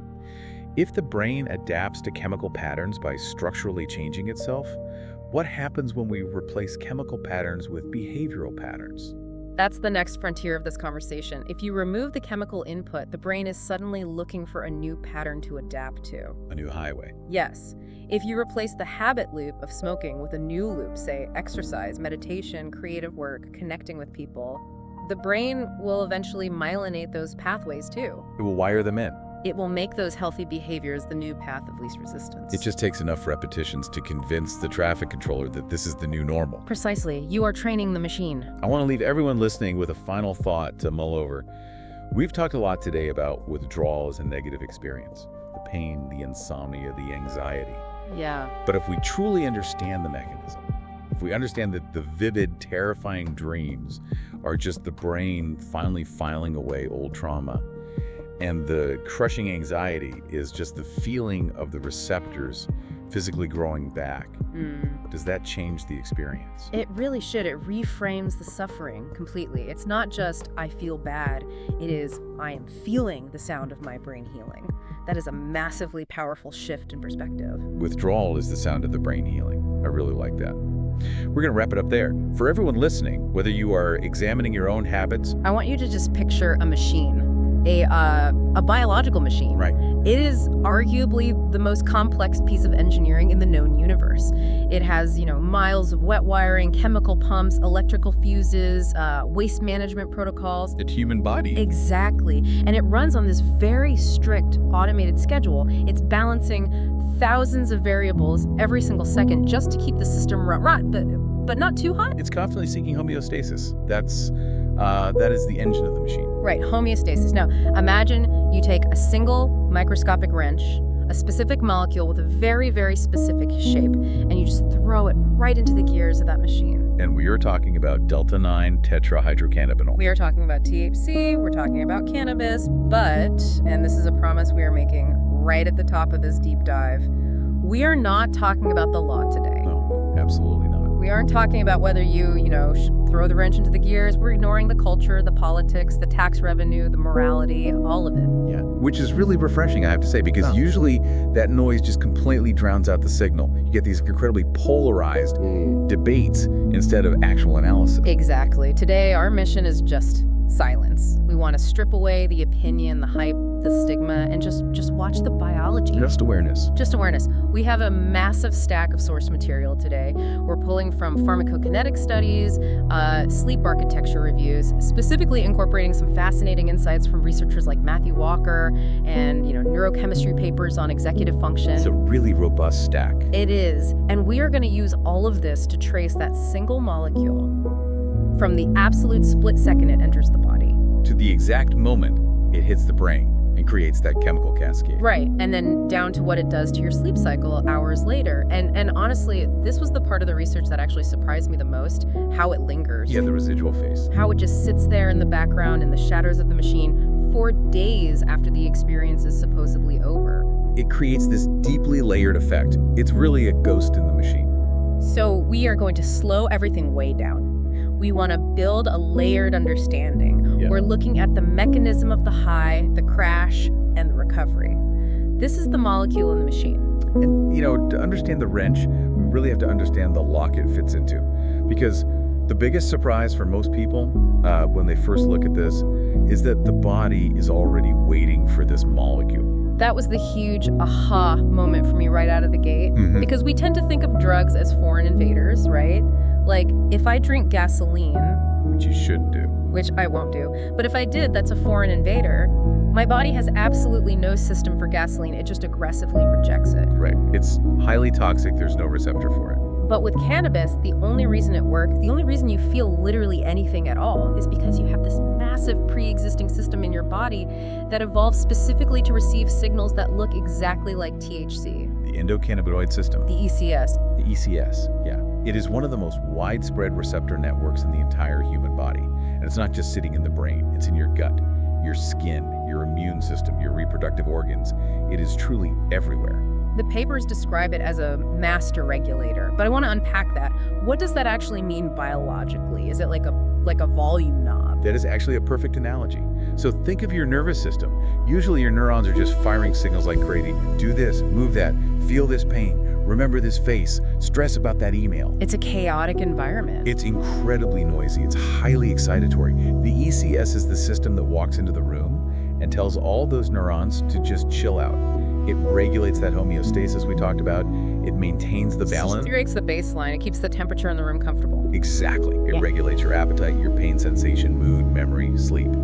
And here is the core insight that really matters if you want to understand how THC works. The ECS works backward. Backward. Okay, walk me through this. So in almost every other system in the brain, the signal goes forward. Neuron A shouts a chemical message at neuron B. The signal travels downstream. Like a waterfall. Right. But the ECS uses a mechanism called retrograde signaling. Retrograde, meaning backward? Yes. Yeah. So imagine neuron A is firing a message to neuron B.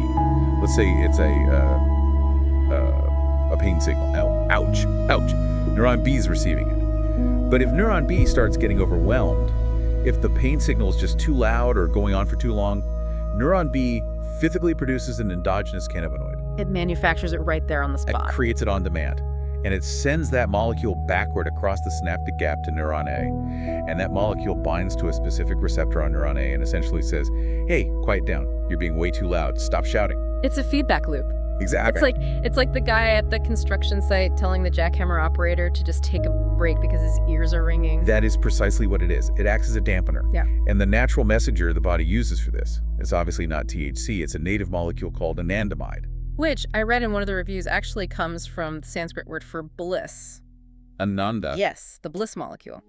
It is your body's natural, homegrown version of THC. It fits perfectly into the lock, specifically what we call the CB1 receptor, and it just gently turns the volume down on the excitatory neurons. So we have this elegant, very subtle system, retrograde signaling, just keeping things balanced and quiet, and then we inhale a joint or eat a gummy. Enter the imposter. The wrench. The wrench. THC looks distinctively like anandamide chemically. It has a very, very similar 3D shape, so it floats up into the brain and it sees those CB1 receptors, those specific locks on the neurons, and it just clicks right in. But it doesn't act exactly like anandamide once it's in the lock, does it? No. And this is the crucial difference that drives everything we're going to talk about today. Anandamide is very fragile. It's created on demand. It does its little job, and then an enzyme comes along and breaks it down in a matter of minutes. It's a very quick, gentle shh. THC is a brute. It jams into the lock and it stubbornly stays there. It is much more stable chemically. It does not break down quickly at all. So instead of a subtle quiet down, you get this massive, sustained, shut up command sent to the entire system. So it's essentially holding the button down. It's not a quick tap, it's a press and hold. Exactly. And that press and hold, that is the high. It is the sound of your regulatory system being completely overwhelmed by a signal that refuses to hang up the phone. And because those CB1 receptors are located literally everywhere, in areas controlling memory, coordination, time perception, the effect is felt everywhere. So that's the foundational setup. We have the lock and the key. Now let's start the clock. We are at minute 0. The molecule is entering the machine. And looking at the pharmacokinetic data, which is really just a fancy clinical word for how the body moves drugs around, the route of entry really, really matters here. Oh, it changes absolutely everything. The difference between smoking and eating is not just a matter of timing. Your body's almost processing a different drug entirely. Let's start with the most common route first, just to set the baseline. Inhalation, smoking or vaping. You take a breath. What is mechanically happening in that first, say, 60 seconds? Speed. Speed is the headline here. When you inhale smoke or vapor, it travels straight down into the lungs. Now, the lungs are a biological marvel. If you took the surface area of your lungs and unfolded it, it would cover an entire tennis court. A tennis court. That is just a massive amount of surface area for absorption. It's millions and millions of these tiny little air sacs called alveoli. The THC vapor hits that tennis court, and because the lungs are heavily lined with capillaries, the molecule diffuses directly across that thin membrane and into the bloodstream almost instantly. So it completely bypasses the liver initially. Correct. It goes lungs, then heart, then brain. It is a straight, uninterrupted shot. We are talking seconds. Yeah. You can detect THC in the blood effectively immediately after inhalation, and it reaches its peak concentration in about 6 to 10 minutes. That entirely explains the rush, that feeling of it hitting you all at once. It's an incredibly steep spike.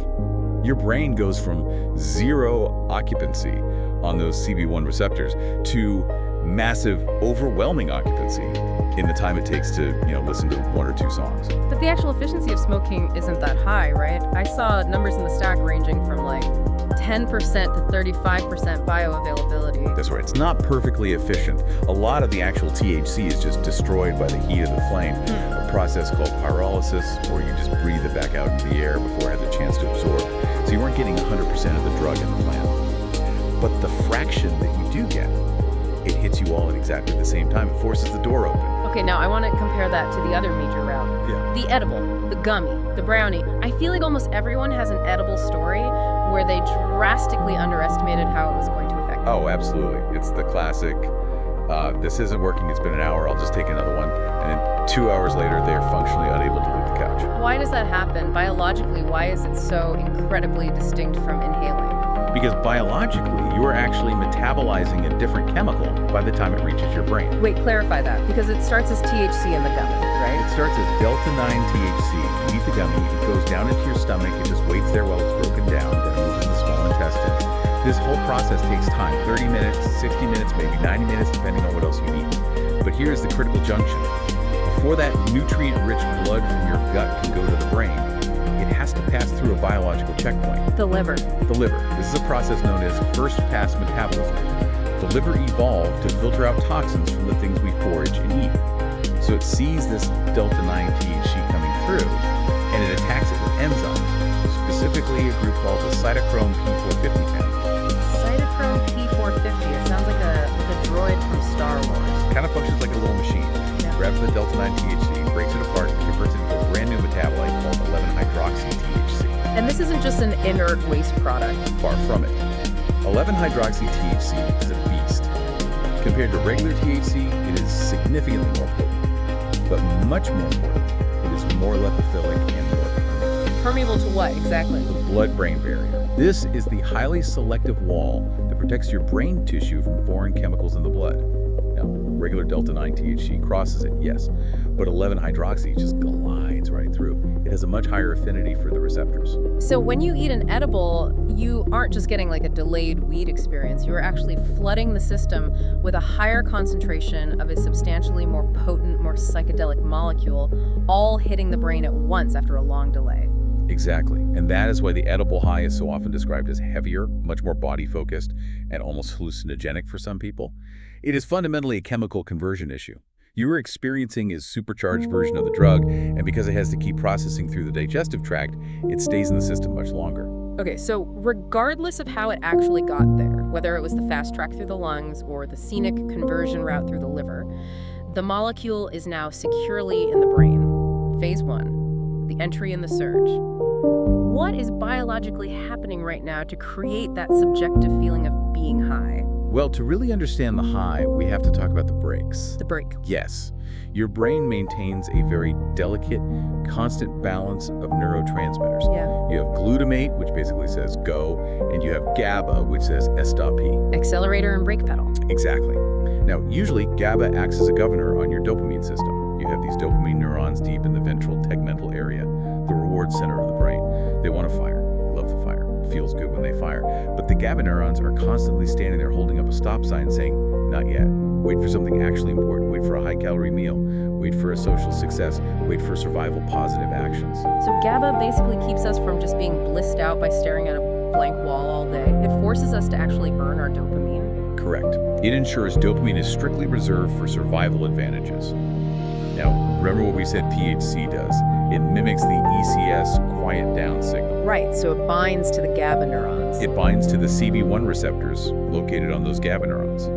It forcefully tells the GABA neurons to stop firing their stop signals. So it essentially turns off the stop sign. It inhibits the inhibitor. It just cuts the brake lines entirely.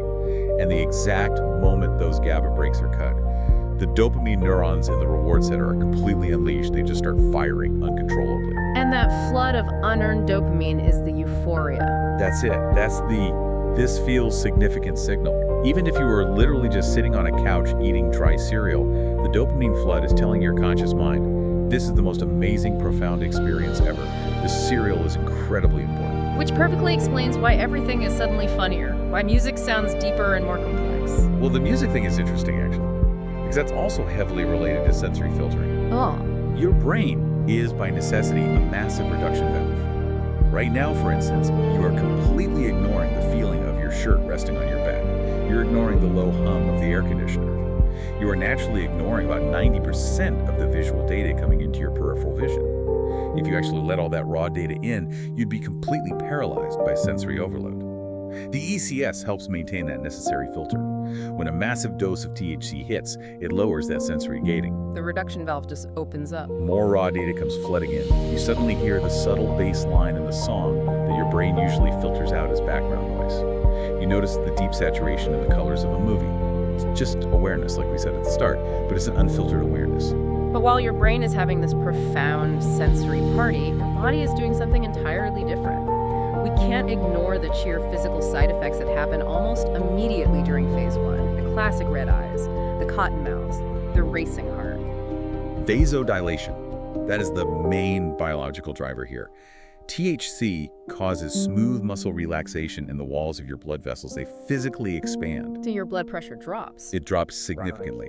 And the body, being a machine that absolutely loves balance, panics just a little bit. It says, whoa, blood pressure is down. We aren't getting enough flow to the critical organs. Speed up the pump. So your heart rate dramatically spikes, a condition called tachycardia. It can easily go up by 20 to 50 beats per minute within minutes of inhalation. That's a workout. That's like taking a brisk jog while you're just sitting down on the sofa. It really is cardiovascular demanding. Oh. And the red eyes, that's just the tiny capillaries in your eyes physically expanding because of that exact same vasodilation. They just fill with more blood than usual. It's just plumbing. It's not magic. It's basic hydraulics. So that's phase 1, the entry, the massive surge, the cutting of the chemical brakes. Now we move into phase 2. We are, let's say, an hour or so in. The initial rush has settled down and we enter the peak. This is where the source material on executive function gets really, really interesting. This is where we see the lock and key concept playing out very visibly in the prefrontal cortex, the PFC. The PFC. We often call it the CEO of the brain. It's the perfect metaphor. The PFC is responsible for long-term planning, complex decision-making, logical sequencing, and crucially, inhibition. It's the part of you that pauses and says, don't tell that joke right now, it's highly inappropriate. Or, don't eat that second donut, you're having a big dinner in an hour. It strictly regulates your impulses. And the PFC is just covered in these CB1 receptors. Densely populated. So when THC floods the PFC, the CEO effectively goes on a long lunch break. The management just leaves the building. So we see what the paper's called disinhibition. You lose the filter on your behavior and speech. Yeah. But you also see this fascinating phenomenon that researchers call hyper-associative thinking. That sounds like a superpower, honestly, hyper-associative thinking. It can absolutely feel like one to the user. Usually your normal thought process is very linear. Point A leads logically to point B, which leads to point C. But without that strict executive control from the PFC keeping you on the path, your brain just starts making wild lateral jumps. Point A leads to banana, which reminds you of the 1990s, which suddenly makes you think, did I remember to lock the front door? Is that why people report feeling so highly creative when they use cannabis? It's exactly why. You are connecting disparate dots that shouldn't normally be connected. Now, is it good, usable creativity? That's highly debatable in the literature. You generate a massive volume of ideas because the logical filter is gone, but do you actually have the focus required to execute them? That's the core trade-off. You are trading sustained focus for absolute randomness. Exactly, and the main biological reason you can't hold on to those brilliant ideas is because of what is simultaneously happening to your working memory. Working memory, the mental scratch pad. The studies on this specific effect are incredibly robust. Working memory is your ability to hold a piece of transient information in your head for 10 or 20 seconds while you actively use it. Like remembering the beginning of a complex sentence while you are formulating the end of it. And THC actively disrupts this. Acute impairment. The research clearly shows that THC disrupts the vital neural interaction between the hippocampus, which is actively trying to encode the memory, and the PFC. It's literally like trying to write an equation on a whiteboard, but someone is standing right behind you following your marker with an eraser. You start a profound thought, and by the time you actually get to the verb, the subject of the sentence is just gone. The train of thought just totally derails because the tracks are temporarily missing. Precisely. And this leads to that very common feeling of confusion or getting stuck in a conversational loop. You can't navigate the discussion because you've lost the map. Which seamlessly brings us to the other hallmark of this peak phase, time distortion. The profound feeling that 5 minutes was actually an entire hour. Or vice versa sometimes. Usually it's the severe stretching of time. And neurologically, this tracks straight back to the cerebellum and the basal ganglia. These specific brain areas actively regulate our internal clock, our timing mechanisms. I genuinely didn't realize we had a physical, dedicated internal clock. We absolutely do. It's how you instinctively know how to tap your foot to a complex musical beat. It's how you intuitively know how long a second is without looking at a watch. THC directly alters the neuronal firing rate in these specific regions. It chemically speeds up your internal metronome. So if my internal metronome is ticking much faster, Then the outside objective world seems to be moving incredibly slower. If your brain counts 100 internal ticks, but only 30 objective seconds have passed on the wall clock, you feel like time is just dragging endlessly. it's so fascinating that we can map a completely subjective feeling like, whoa, that took forever, to a highly specific chemical disruption in the basal ganglia. It really grounds the experience. It's not magic, it's just biological mechanics. We also have to talk about psychomotor function in this phase. The physical body is moving very differently now. Coordination is significantly slowed. Reaction time is markedly delayed. This is the cerebellum being impacted again. And this is absolutely critical when we talk about safety-sensitive tasks, like driving a vehicle. The literature repeatedly talks about a window of impairment that usually lasts anywhere from 3 to 10 hours. That is a very wide window. It heavily depends on the dose, the route, and the individual's tolerance. But the really important nuance here is that simple automated tasks might actually return to baseline relatively quickly. You might be able to drive in a straight line on an empty road just fine after a couple of hours. But complex tasks, like an emergency maneuvering in a car, or divided attention tasks where you track multiple moving objects, those stay impaired much, much longer. So you might personally feel completely fine to drive, but your brain's actual processing ability to handle a sudden hazard like a child running into the street is still severely lagging. Exactly. You are operating heavy machinery with a lag switch. Okay, so we've gone through the entry, the surge, and the peak. The hours are passing, the day is winding down, and now we approach one of the most complex and I think misunderstood interactions in this entire deep dive. Sleep. Sleep architecture. This is where we truly, really need that layered understanding. Because on the absolute surface, cannabis looks like a fantastic sleep aid. Right, it's a known sedative. It decreases what researchers call sleep latency, which is just a fancy clinical way of saying it helps you fall asleep much faster. And for someone struggling with severe insomnia, that feels like a literal miracle. You take it, you knock out. But, and here's where the just awareness mindset is so critically important. We have to look at what kind of sleep you're actually getting. Because simple sedation is not the exact same thing as natural restorative sleep. The sources in our stack, specifically the deep insights from sleep researchers like Matthew Walker and Andrew Huberman, point to a very specific biological trade-off. We are trading REM sleep for deep sleep. Exactly. THC heavily suppresses REM rapid eye movement sleep. This is the distinct stage where you dream. But biologically, it is so much more than just the vivid movies playing in your head at night. REM is emotional first aid. Emotional first aid. I really like that framing. Let's dig deeply into that mechanism. What is chemically happening during REM that makes it act like first aid? It's a fascinating process. When you naturally enter REM sleep, your brain chemistry dramatically shifts. Specifically, the production of a neurochemical called noradrenaline shuts down completely. It goes to zero. Noradrenaline, that's the stress chemical, right? It's closely related to adrenaline. Right. It is the anxiety molecule. So REM sleep is the only time in the entire 24-hour circadian cycle where your brain is completely 100% free of noradrenaline. It's a chemically stress-free environment. So what does the brain do with that perfectly safe space? It actively replays the memories of the day, specifically the highly emotional, painful, or stressful ones.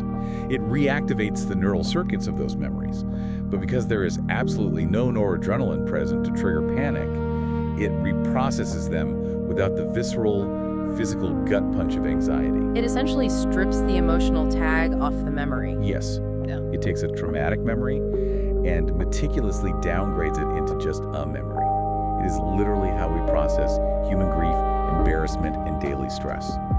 It's the biological reason how we can wake up feeling slightly better about something that completely devastated us yesterday. So if you artificially suppress REM sleep with THC, You entirely lose that processing mechanism. You don't strip the emotional tag. You might wake up feeling somewhat physically rested because THC can actually increase deep, slow-wave sleep, which physically restores the body, but you are emotionally brittle. You simply haven't done the nightly maintenance work on your mood and emotional stability. it creates this deeply unbalanced sleep structure. You get the muscular repair, but you completely miss the mind repair. Correct. And if you do this chronically, night after night, you build up a massive REM debt. The brain is intensely hungry for that REM sleep. It's constantly being denied. It keeps a very strict tally. And we will definitely get to what happens when that massive debt finally comes due in just a moment. But first, we have to follow the molecule into the very next day.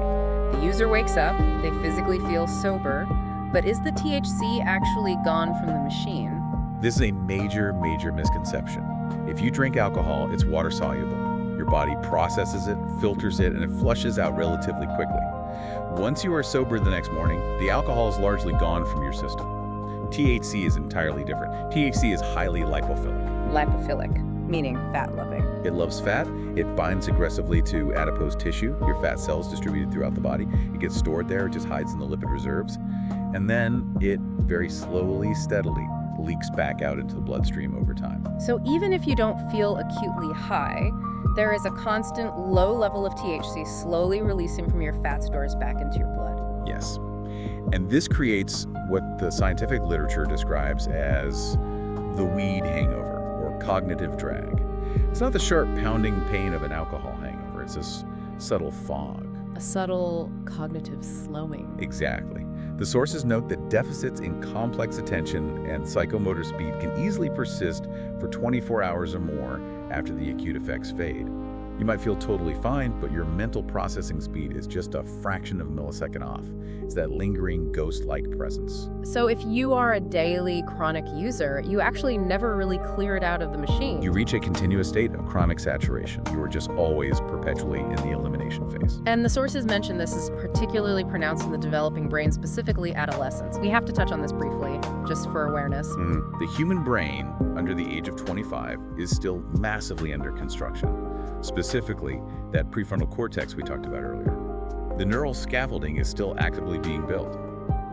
The sources suggest that because the brain is so highly plastic at that age, the cognitive impairment from chronic THC use can be much deeper and the recovery much slower than in fully mature adults. It's kind of like pouring wet cement. If you walk heavily through it while it's still wet, the footprints stay there permanently. If you walk on it when it's fully dry, like a mature adult brain, it's much less of an issue. That's a very decent analogy. It actively disrupts the construction site while the most important structures are being finalized. Yeah, so we have extensively traced the arc. We trace the molecule from the lungs or the stomach into the brain and into the fat cells. Now let's look at the long tail. What biological sequence triggers when someone who uses regularly simply decides to stop? We enter the phase of recalibration. This is where we have to talk about tolerance and withdrawal. And again, stripping away the stigma, this is purely biology, not a moral failing. Tolerance is simply the brain desperately seeking its homeostasis again. The brain realizes, hey, I'm getting flooded with this artificial brute force cannabinoid every single day, so it actively adjusts the machinery. It downregulates the CB1 receptors. It literally physically removes some of those locks from the outer surface of the cells because the artificial key is being forcefully turned way too often. It pulls the locks inside the cell to protect itself. That is just wild. The cell physically alters its own structural shape to ignore the drug. Yes, it retreats. That's why you invariably need more THC to feel the exact same effect over time. You simply have fewer available receptors to catch the molecule. You are essentially shouting at a purposefully deafened ear. So what happens when you suddenly take the THC away? Now you have a severe chemical deficit. You have far fewer receptors, and you suddenly don't have the artificial key flooding the system anymore. And your natural key, that fragile anandamide, isn't remotely strong enough to fill the massive gap immediately. This state of deficit is withdrawal. The stack outlines a very specific timeline for this recalibration. Let's walk through it, starting with days 1 through 3. This is the acute physical phase. The body acutely realizes the chemical is suddenly gone. You see clear physical symptoms like intense night sweats, rapid temperature fluctuations, sudden loss of appetite, and severe restlessness. The body is just scrambling to find its baseline balance. And then usually a few days in, maybe a week, we hit the REM rebound. We talked heavily about that REM debt earlier. This is the exact moment the bill comes due. We mentioned that the brain keeps a strict tally of all that missing REM sleep. When the THC, the chemical suppressant, is suddenly removed, the brain violently rubber bands back into REM sleep, and it massively overcompensates. This leads to those crazy, vivid dreams people always talk about when they take a tolerance break or quit entirely. Intense, incredibly bizarre, sometimes outright terrifying dreams. Nightmares. It is literally the brain furiously trying to catch up on weeks or months of emotional processing it missed. It's running the dryer on absolute maximum heat, just force its way through the massive laundry pile. This intense rebound phase can easily last for weeks. Then we smoothly move into weeks 2 through 4. The physical sweating is mostly gone, the vivid dreams might finally be settling down a bit, but now we hit the emotional wall, the anhedonia. Anhedonia, the literal inability to feel pleasure. This is entirely a dopamine issue. Remember, for a very long time, the user's been easily pressing the free dopamine button by using THC to cut the GABA brakes. The brain's natural, hard-earned mechanism for producing dopamine, the reward for a good meal, a nice conversation, seeing a beautiful sunset, has functionally atrophied. It just forgot how to work on its own. It forgot how to work without the massive external stimulus kickstarting it. So everyday life just feels flat, it feels gray, it feels incredibly boring. And this is the absolute danger zone for relapse, because the person thinks, is this just what my sober life feels like now? Am I just permanently depressed? But it's not permanent. That's the most important takeaway from the literature. It is absolutely not permanent. It is a slow recalibration. The CB1 receptors eventually upregulate. They slowly migrate back to the surface of the cell. The dopamine reward system gradually heals and resets its baseline. The cognitive fog finally lifts, usually around weeks 3 or 4 of complete abstinence. The sleep architecture slowly normalizes, though the deep sleep patterns can sometimes take months to fully restore. It's a journey of return. It is. The machine repairs itself. It is an incredibly resilient system if you just give it the necessary time without interference. So we have traced the entire arc. We watched the molecule rapidly enter. We watched it hijack the ECS, distort time and working memory, sedate the body while simultaneously suppressing the dreaming mind, hide deep in the fat cells, and finally wash out, leaving the system to painfully but successfully rebuild. It's a remarkably complex biological cycle. It's so much more nuanced than just getting high. It really, really is. And as we wrap up this deep dive, I want to go back to that core idea of just awareness. We live in a world where we often just intensely want binary answers. Is it safe or is it dangerous? Is it good or is it bad? Is the drug on or is it off? But biology is rarely, if ever, binary. It is almost always a spectrum. And that's really the final provocative thought here that the source material leaves us with. We inherently think of drug effects as simply on or off. I am currently high or I am currently sober. But looking at the lipophilicity... Exactly. When you are dealing with a highly lipophilic molecule, one that chemically stores itself in your body fat, and one that fundamentally alters the deep architecture of your sleep and your nightly emotional processing, is the effect ever truly, completely off if you are a chronic daily user? That is a very heavy question to sit with. It is. If you are using it every single night just to fall asleep, you are never technically sober in the strict biological sense. You are literally always in the residual phase or the acute phase. You are constantly trading the immediate short-term ease of falling asleep for the long-term invisible work of emotional regulation and memory consolidation. You are paying a biological price. Everything has a biological price. The mission today isn't to say the price is too high, whether you shouldn't choose to pay it. It's just to make absolutely sure you know exactly what the itemized bill looks like. Exactly. Just awareness, layered understanding. Thank you for joining us as we explored the molecule in the machine. Take this information, mull it over, and keep observing the systems around you. We'll see you on the next deep dive. Take care, everyone. Quite a bit, actually. Usually we're out in the world, looking at tech or history, sociology, the big macro trends. But today we are turning the lens inward. We're looking at the machine. Right, the human machine, your machine.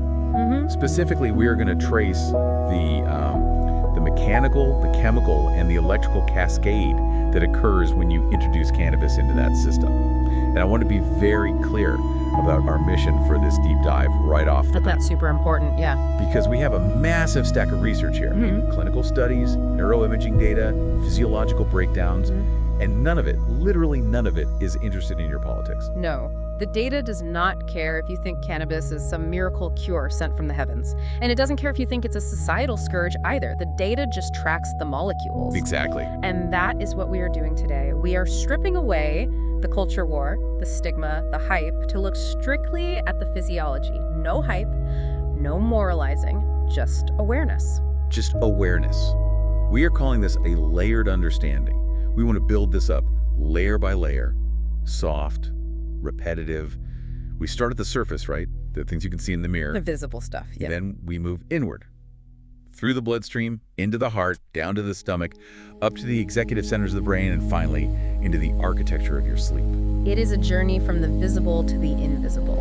And the goal is incredibly simple: awareness. If you are going to operate a machine, especially a machine as deeply complex as your own body, you need to know what the buttons do. You need to know which levers are being pulled. So let's set the stage. Imagine the moment of consumption. You have just inhaled or, consumed. Smoke or vapor, doesn't really matter for this first part. The THC has entered the lungs, it's crossed the blood-brain barrier, and it is racing through the system. Right. Before you feel a single philosophical thought, before you find a joke funny, your body physically shifts. So what is the absolute first signal? Pressure change. Which manifests as the one symptom everyone knows about: the red eyes. It's the classic tell, the absolute dead giveaway. And for decades, the assumption, even among heavy users, was irritation. Right. The logic seems sound, like I inhaled smoke, smoke irritates the eyes, my eyes are red. Or maybe I am coughing really hard, so the pressure went up in my head and busted some blood vessels. It makes intuitive sense. It feels like an external irritant, like getting dust in your eye. But the research says that is just dead wrong. Completely wrong. Think about it. If you eat a brownie, you don't get smoke in your eyes. Yeah, that's true. You don't cough at all. And yet, an hour later, what happens? Your eyes are red. So the mechanism has to be systemic.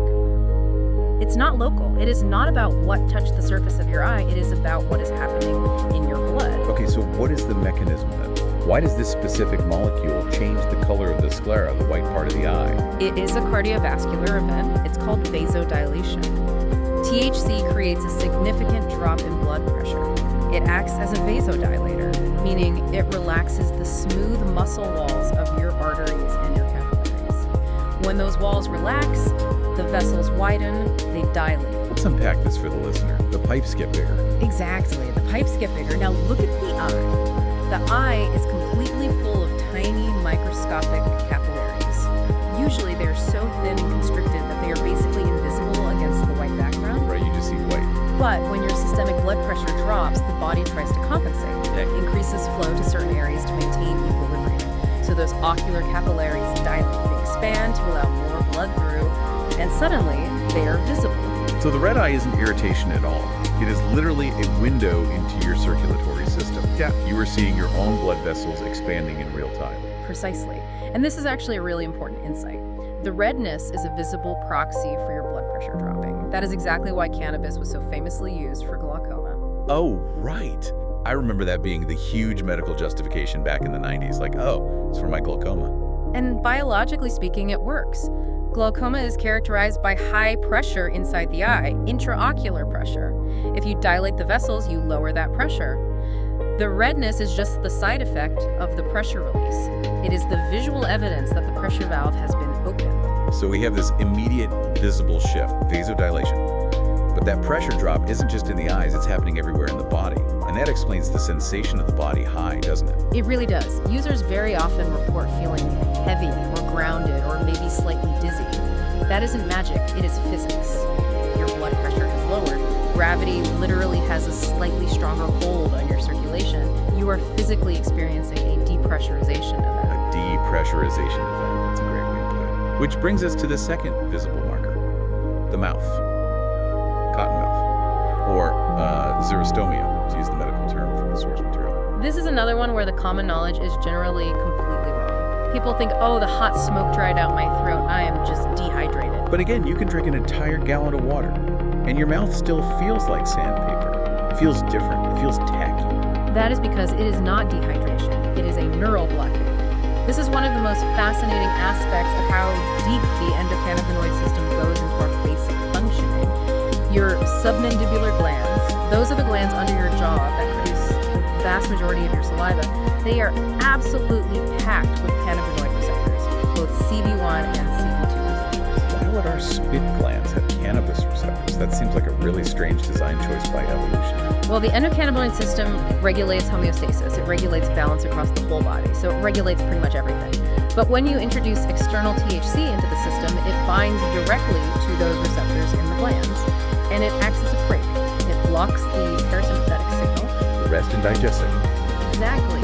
The nervous system is constantly trying to say, produce saliva, keep things lubricated, and the THC is sitting right on their receptor saying access denied.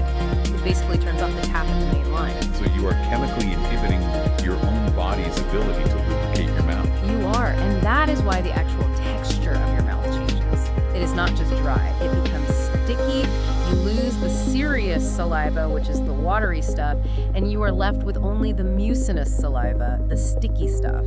It is a fundamental change in the chemistry of the oral cavity. It is so interesting because these are just the surface level things. Yeah. Red eyes, dry mouth, we laugh them off as stoner problems or movie cliches. But when you explain them like this, they are actually bright red warning lights indicating systemic change. That is the layered understanding we're talking about. On the surface, you think you just need some eye drops and a glass of cold water.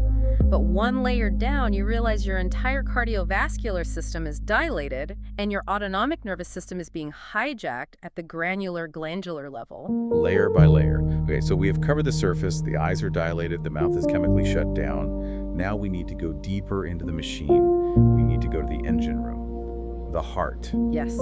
This is where the relaxing drug becomes a bit of a paradox. Because while you might feel relaxed mentally, you might feel like melting into the couch, your heart is actually running a marathon. Let's look at the numbers here. Because the data from the studies is startling. We aren't talking about a little flutter in your chest. No, not at all. Within minutes of inhalation, we see a massive spike in heart rate, tachycardia. The average increase is roughly 20 to 30 beats per minute. But the clinical studies show that in some individuals, depending on their tolerance and the dosage, it can spike by over 40 or even 50 beats per minute. 50 beats.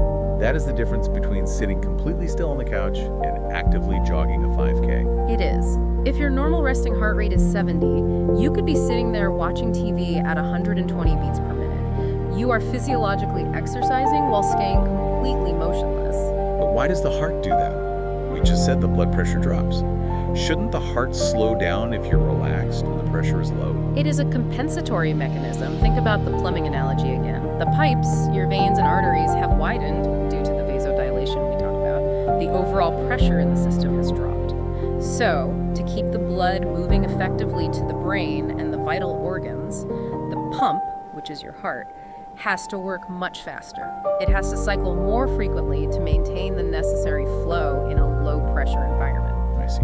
It is trying to maintain the flow. It's working harder to do the exact same job it was doing 5 minutes ago. Exactly. But there is also a direct nervous system impact happening concurrently. We call this the autonomic imbalance. And this is really key to understanding the physical sensation of anxiety or paranoia that some people get. This is the push-pull dynamic you highlighted in the research notes. Right. You have two main settings in your autonomic nervous system, the sympathetic, which is fight or flight, and the parasympathetic, which is rest and digest. Usually these work beautifully like a seesaw. One goes up, the other goes down in response to your environment. THC creates a chaotic state. It ramps up the sympathetic activity, stepping on the gas pedal while simultaneously dampening the parasympathetic tone, cutting the brake lines. So your heart is receiving intense fight or flight signals even if your conscious mind is just watching a comedy special. Correct. And this leads to a critical medical metric we call myocardial oxygen demand. Your heart muscle needs oxygen to pump. When the rate spikes this high, the demand for oxygen skyrockets. Is that dangerous? I feel like we really have to address the safety aspect here objectively without any moral weight. We absolutely have to be objective. For a healthy 25-year-old, it is uncomfortable, maybe anxiety-inducing, but the heart can handle the load. It is just like a workout. But let's be totally honest about the data. The risk of a myocardial infarction, a heart attack, is statistically significantly higher in the first hour after use because you are stress testing the engine. If you have an underlying condition, say a clogged artery or an arrhythmia, that stress test can fail. And this cardiovascular shift also connects to the dizziness we touched on earlier, the head rush people talk about. Yes, orthostatic hypotension. This is a very common phenomenon. You are sitting on the couch, your heart is racing, but your overall blood pressure is low. You stand up quickly to go to the kitchen to get a snack. And the lights go out. The room starts spinning. Because gravity pulls the blood down to your legs, normally your body instantly constricts the blood vessels in your lower body to shoot that blood right back up to the brain. It is an automatic reflex. But remember what we established. Your vessels are chemically dilated by the THC. They are forced to relax. They literally cannot constrict fast enough. The oxygen level in your brain drops for a fraction of a second, and you faint. I want to to pivot to something really interesting from the sources regarding blood pressure, the rebound effect.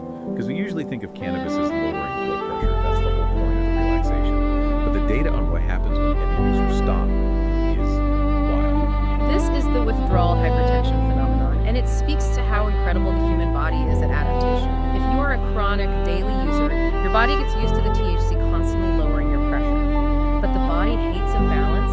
It demands homeostasis. So what does it do? It pushes back. It creates a biological counterforce to artificially raise your blood pressure just to maintain equilibrium against the constant presence of the drug. It is fighting the drug just to stay normal, like leaning heavily into a strong wind. Exactly. Now imagine that strong wind stops suddenly. Imagine you stop taking the drug abruptly. The THC, the weight pushing your blood pressure down, is instantly gone. But the body's counterforce, the mechanism pushing it up, is still actively running. So you fall forward, or in this physiological case, your blood pressure spikes. It skyrockets. The study showed distinct increases in systolic pressure, sometimes up to 20 millimeters of mercury or more, during abstinence. So paradoxically, the withdrawal symptom of a drug that famously lowers blood pressure is actually high blood pressure. That is a perfect, profound example of homeostasis. The body will always try to level the playing field. Always. You cannot cheat the machine. You can only borrow against it. Okay, so we have survived the heart rate spike. We haven't fainted on the way to the kitchen. Now we are standing in front of the fridge. We have to talk about the hunger, the munchies. The munchies. It is a punchline in every single stoner movie ever made. But biologically, if you look at the brain chemistry, it is a terrifyingly efficient hijacking of your deepest survival instincts. It is not just, oh, I sort of want a snack. It is, I need to consume caloric energy immediately. It feels like an absolute emergency. It feels like an emergency because the brain is literally telling your body it is an emergency. The hijacker is operating deep in the hypothalamus, specifically the paraventricular hypothalamus. This is the central control tower for energy balance. It decides if you are starving or if you are full. And THC has the master security codes to that control tower. It enters the control tower and it flips two specific crucial switches. First, it stimulates the orexigenic neurons. These are the chemical pathways that release ghrelin. Ghrelin is the hunger hormone, right? Right, so your brain is actively flooding your system with the chemical signal that screams, famine, eat right now, even if you literally just finished a huge Thanksgiving dinner. Yeah. But that is only half of the hack. It also actively suppresses the anorexigenic neurons. The ones that tell you to stop eating. Yes, it dampens your body's sensitivity to leptin, which is the satiety hormone, the I'm full signal. So you have the gas pedal floored with ghrelin and the brake lines completely cut with the suppression of leptin. You physically cannot feel full. But it is not just about the volume of food, is it? It is the quality of the experience. Anyone will tell you, food tastes high definition. It tastes like the best thing you have ever put in your mouth. This is honestly my favorite piece of the neuroscience here because it links the gut directly to the nose. THC actually interacts with the olfactory bulb, the smell center of the brain. In animal studies, we consistently see that under the influence of cannabinoids, the olfactory bulb becomes radically hypersensitive. Wait, so you can actually smell better? Your smell sensitivity increases significantly, and since 80% of what we perceive as taste is actually smell, the food becomes an absolute explosion of flavor. You are tasting microscopic nuances you normally miss entirely. The texture, the salt, the sweet, it is all artificially amplified. So you are chemically starving, you have no full signal, and the food smells and tastes better than it ever has in your life. And to top it all off, the nucleus accumbens, your brain's reward center, releases a massive surge of dopamine when you finally do eat. The chemical reward for eating that mundane slice of pizza is magnified tenfold. It is a perfect, inescapable storm for caloric intake. It turns eating from a boring biological necessity into a hyperhedonic event. That is a great term for it, hyperhedonic. You are chasing pleasure signals that are being artificially amplified by the drug. So we have eaten, we are sitting back down on the couch. Yeah. Now let's talk about movement and time, the slow motion effect. Psychomotor impairment, this is where the famous time dilation comes in. Is time actually moving slower for the user, or is the brain just processing the present moment slower? It is a processing delay. Think of it as lag in a video game. Your eyes see the movement, the visual signal goes to the visual cortex, then it has to travel to the motor cortex, and then finally down the spine to the hand. THC adds chemical latency to every single step of that connection. Reaction time. Exactly, reaction time drops. And this is where we have to make a huge critical distinction between the naive consumes occasionally, and the chronic daily user, the tolerance factor. Right, because the daily user will often tell you, I actually drive better when I'm high, or I play video games better, which on the surface sounds highly dubious. It sounds incredibly dangerous, but the clinical data shows something fascinating called functional tolerance. If you test a daily user on simple motor tasks like touching their nose or balancing on one foot, they often perform just as well as when they are completely sober. Their physical body has adapted to the lag. So they aren't impaired? No, they are absolutely still impaired, but the mechanism of how their brain operates has changed. The neuroimaging shows that to achieve that normal performance, the chronic user's brain is recruiting way more neural resources. It is working harder just to get the exact same result. Imagine a duck swimming on a pond. Smooth and calm on the surface, but underneath the water, the feet are paddling furiously. That is the chronic user's brain. It is routing around the chemical interference. It is recruiting the hippocampus, the parietal lobe, areas of the brain that normally wouldn't be involved in simple movement at all, just to keep the car on the road. But there has to be a limit to that, right? You can't just paddle seriously forever without exhausting the system. Absolutely. That neurological compensation works perfectly fine for routine, predictable tasks. But if something novel happens, say a kid runs into the street, or a car swerves suddenly, or there's a sudden change in the video game environment, that extra processing power is already entirely used up just maintaining baseline. The compensation breaks down instantly, and the crash happens. That is a very sobering image. The brain is redlining its RPMs just to maintain a normal baseline speed. And that brings us to the most complex part of the machine, the mind. The internal conflict between creativity and executive function. This is the big debate, the stoner genius trope versus the lazy stoner trope. The visionary artist who writes the hit song versus the guy who can't figure out how to get off the couch to change the channel. They are both true, and they are actually happening in the brain at the exact same time. This is the core tension of the entire psychoactive experience. Let's unpack the creativity side first. Because musicians, writers, painters, they swear by it. They say it unlocks ideas that were hidden. Are they hallucinating that success? No, there is a genuine documented mechanism here called hyperpriming or semantic priming. How does that work in the machine? Okay, in a sober brain, your semantic networks are tight. They are highly efficient. If I say the word chair, your brain immediately fires related words. Table, sit, legs. It travels the most logical, well-worn cognitive paths. It actively inhibits the weird, unrelated connections like moon or dinosaur because they simply aren't relevant to the task of sitting. It filters out the noise. It keeps you focused on the task. Right. THC massively lowers that cognitive inhibition. It widens the net. If I say chair, a high brain might go wood, tree, forest, oxygen, life, the universe. It creates lateral connections. It goes sideways into the abstract instead of straight ahead into the practical. It connects dots that usually shouldn't connect, and when you make a sudden connection between two wildly unrelated things, that feels like an epiphany. It feels like absolute genius. That is the spark of what we call creativity. You are seeing a pattern that a sober, efficient brain filters out. But there is a cost to that widening of the net. You mentioned the CEO of the brain earlier. The prefrontal cortex. This is the part of the brain responsible for executive function. Planning, organizing, sequencing, and crucially, evaluating. Judging if the wild idea is actually a good idea. Exactly. THC severely impairs the prefrontal cortex. Specifically, it disrupts something called working memory. The scratch pad of the brain. Yes.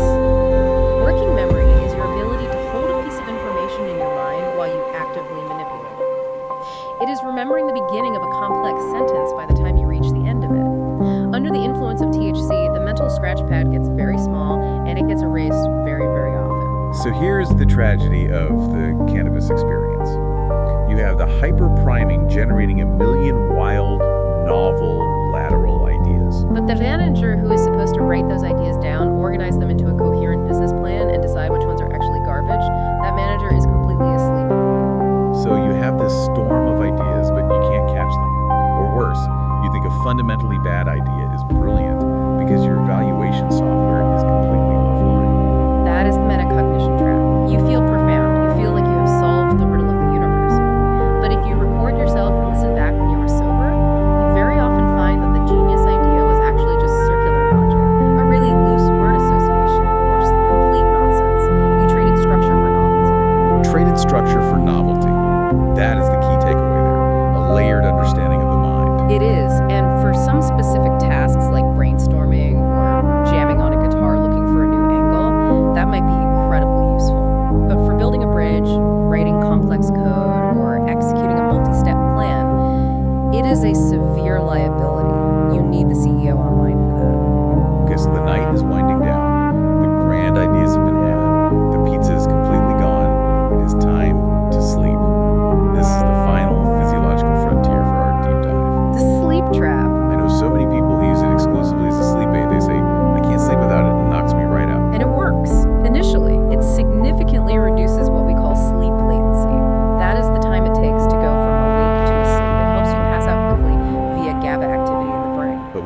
our other deep dives into neurology that unconsciousness is not the same thing as actual sleep. Correct. The architecture of the sleep is damaged. The primary casualty here is REM sleep, rapid eye movement, The dream state. the dream state. But much more importantly, it is the emotional processing state. REM is when your brain takes all the stress, the anxiety, the minor traumas of the day and files them away securely. It chemically strips the visceral emotion from the memory. It is essential mental housekeeping. And THC blocks this housekeeping. It suppresses it significantly. Okay. So you might be unconscious for 8 whole hours, but you get very little REM. You spend way more time in deep sleep or light sleep, but you miss the emotional repair cycle almost entirely. So you wake up and you might feel groggy or just sort of flat. You might feel unresolved. You haven't done the critical biological work of healing your brain overnight. It is a blackout sleep, not a restorative cycle. And this leads to one of the wildest proofs of the drug's impact on the machine, the REM rebound. Oh yes, the dreams when you quit. It is the dam breaking. The sources detail this so clearly. If you suppress REM sleep for months or years, you build up this massive REM pressure. The brain desperately wants to dream. It needs to dream to survive. When you finally remove the THC, you remove the dam. And the brain tries to catch up on all that missing dream time all at once. So the dreams are intense. They are technicolor, hyper-realistic, sometimes absolutely terrifying nightmares. It is the brain literally flooding your consciousness with delayed emotional processing. It is a clear, undeniable biological signal that the system was being heavily suppressed. It is the machine violently trying to recalibrate itself. That transitions us perfectly to the end of the road. The return. Withdrawal. Cessation. There is a lingering myth out there that you can't get addicted to cannabis, or that there is absolutely no physical withdrawal. People say it's just a plant. But physiologically, based on everything we've discussed about receptors and hormones, that's impossible, right? If the body adapts to a chemical, it has to unadapt when it's gone. Exactly. Neuroadaptation is very real. If you press down heavily on a spring for a year and then suddenly let go, it bounces. That is just basic physics. The body is no different. So walk us through the timeline. Let's say you're a daily user. Stop cold turkey today. What happens to the machine? Days 1 through 3 are the physical peak. Your body is essentially freaking out. We already mentioned the blood pressure spike, the rebound hypertension, but you also get severe temperature dysregulation. Night sweats are huge during this window. You wake up completely soaked, you get headaches. And the stomach, well, remember the munchies we talked about? The reverse happens. Complete loss of appetite, nausea. The very idea of food is repulsive. Your hunger pedal, the ghrelin we talked about, isn't working on its own anymore because it relied entirely on the drug to press it down. The stomach is essentially paralyzed for a few days while it relearns how to trigger hunger naturally. Okay, so physically you feel like you have a bad case of the flu. Then what happens? Weeks 1 and 2 are the emotional peak. This is arguably the hardest part for most people. Severe irritability, spikes of anxiety, and a very specific, dangerous symptom called anhedonia. Define that for us, for the listener. Anhedonia is the profound inability to feel pleasure. Remember the massive dopamine spike we talked about with the pizza? The brain got very used to getting free, easy dopamine from the THC, so it downregulated its own natural production. It stopped making as much dopamine on its own because it simply didn't need to. So when you stop the drug, You are suddenly operating in a massive dopamine deficit. The world literally looks gray. Your favorite music sounds incredibly boring. Food tastes like cardboard. Your hobbies feel totally pointless. You feel empty. that explains perfectly why relapse is so incredibly common right at that 2-week mark. You just want to feel something. You want the color to come back to your life. Exactly. That is the biological cycle of dependence. But if you push through that darkness, you hit week 4, the cognitive return. The fog finally lifts. The working memory snaps back into place. The processing speed improves noticeably. The CEO walks back into the prefrontal cortex office, looks at the absolute mess on the desk, and starts organizing the files again. And what about long-term damage? Is it permanent? The good news here is really good. For adult onset users, the brain is incredibly plastic. Most cognitive deficits, the memory, the attention span, the processing speed, they resolve almost entirely after about 28 days of continuous abstinence. The machine repairs itself remarkably well. But there is an exception for adolescents, right? Yes. If you disrupt the architecture while it is still actively being built, while the concrete is still wet, this is typically anyone under the age of 25. Some of those structural changes can be permanent. We do see lasting structural differences in the prefrontal cortex of early onset heavy users. But for the fully developed adult, the return to baseline is very real and achievable. This has been honestly intense. We have systematically stripped the magic away and just looked at the gears turning. It is mechanics. It is not magic. It is pure chemistry. We've seen the trade-offs layer by layer. You trade structure for novelty in the brain. You trade restorative REM sleep for rapid unconsciousness.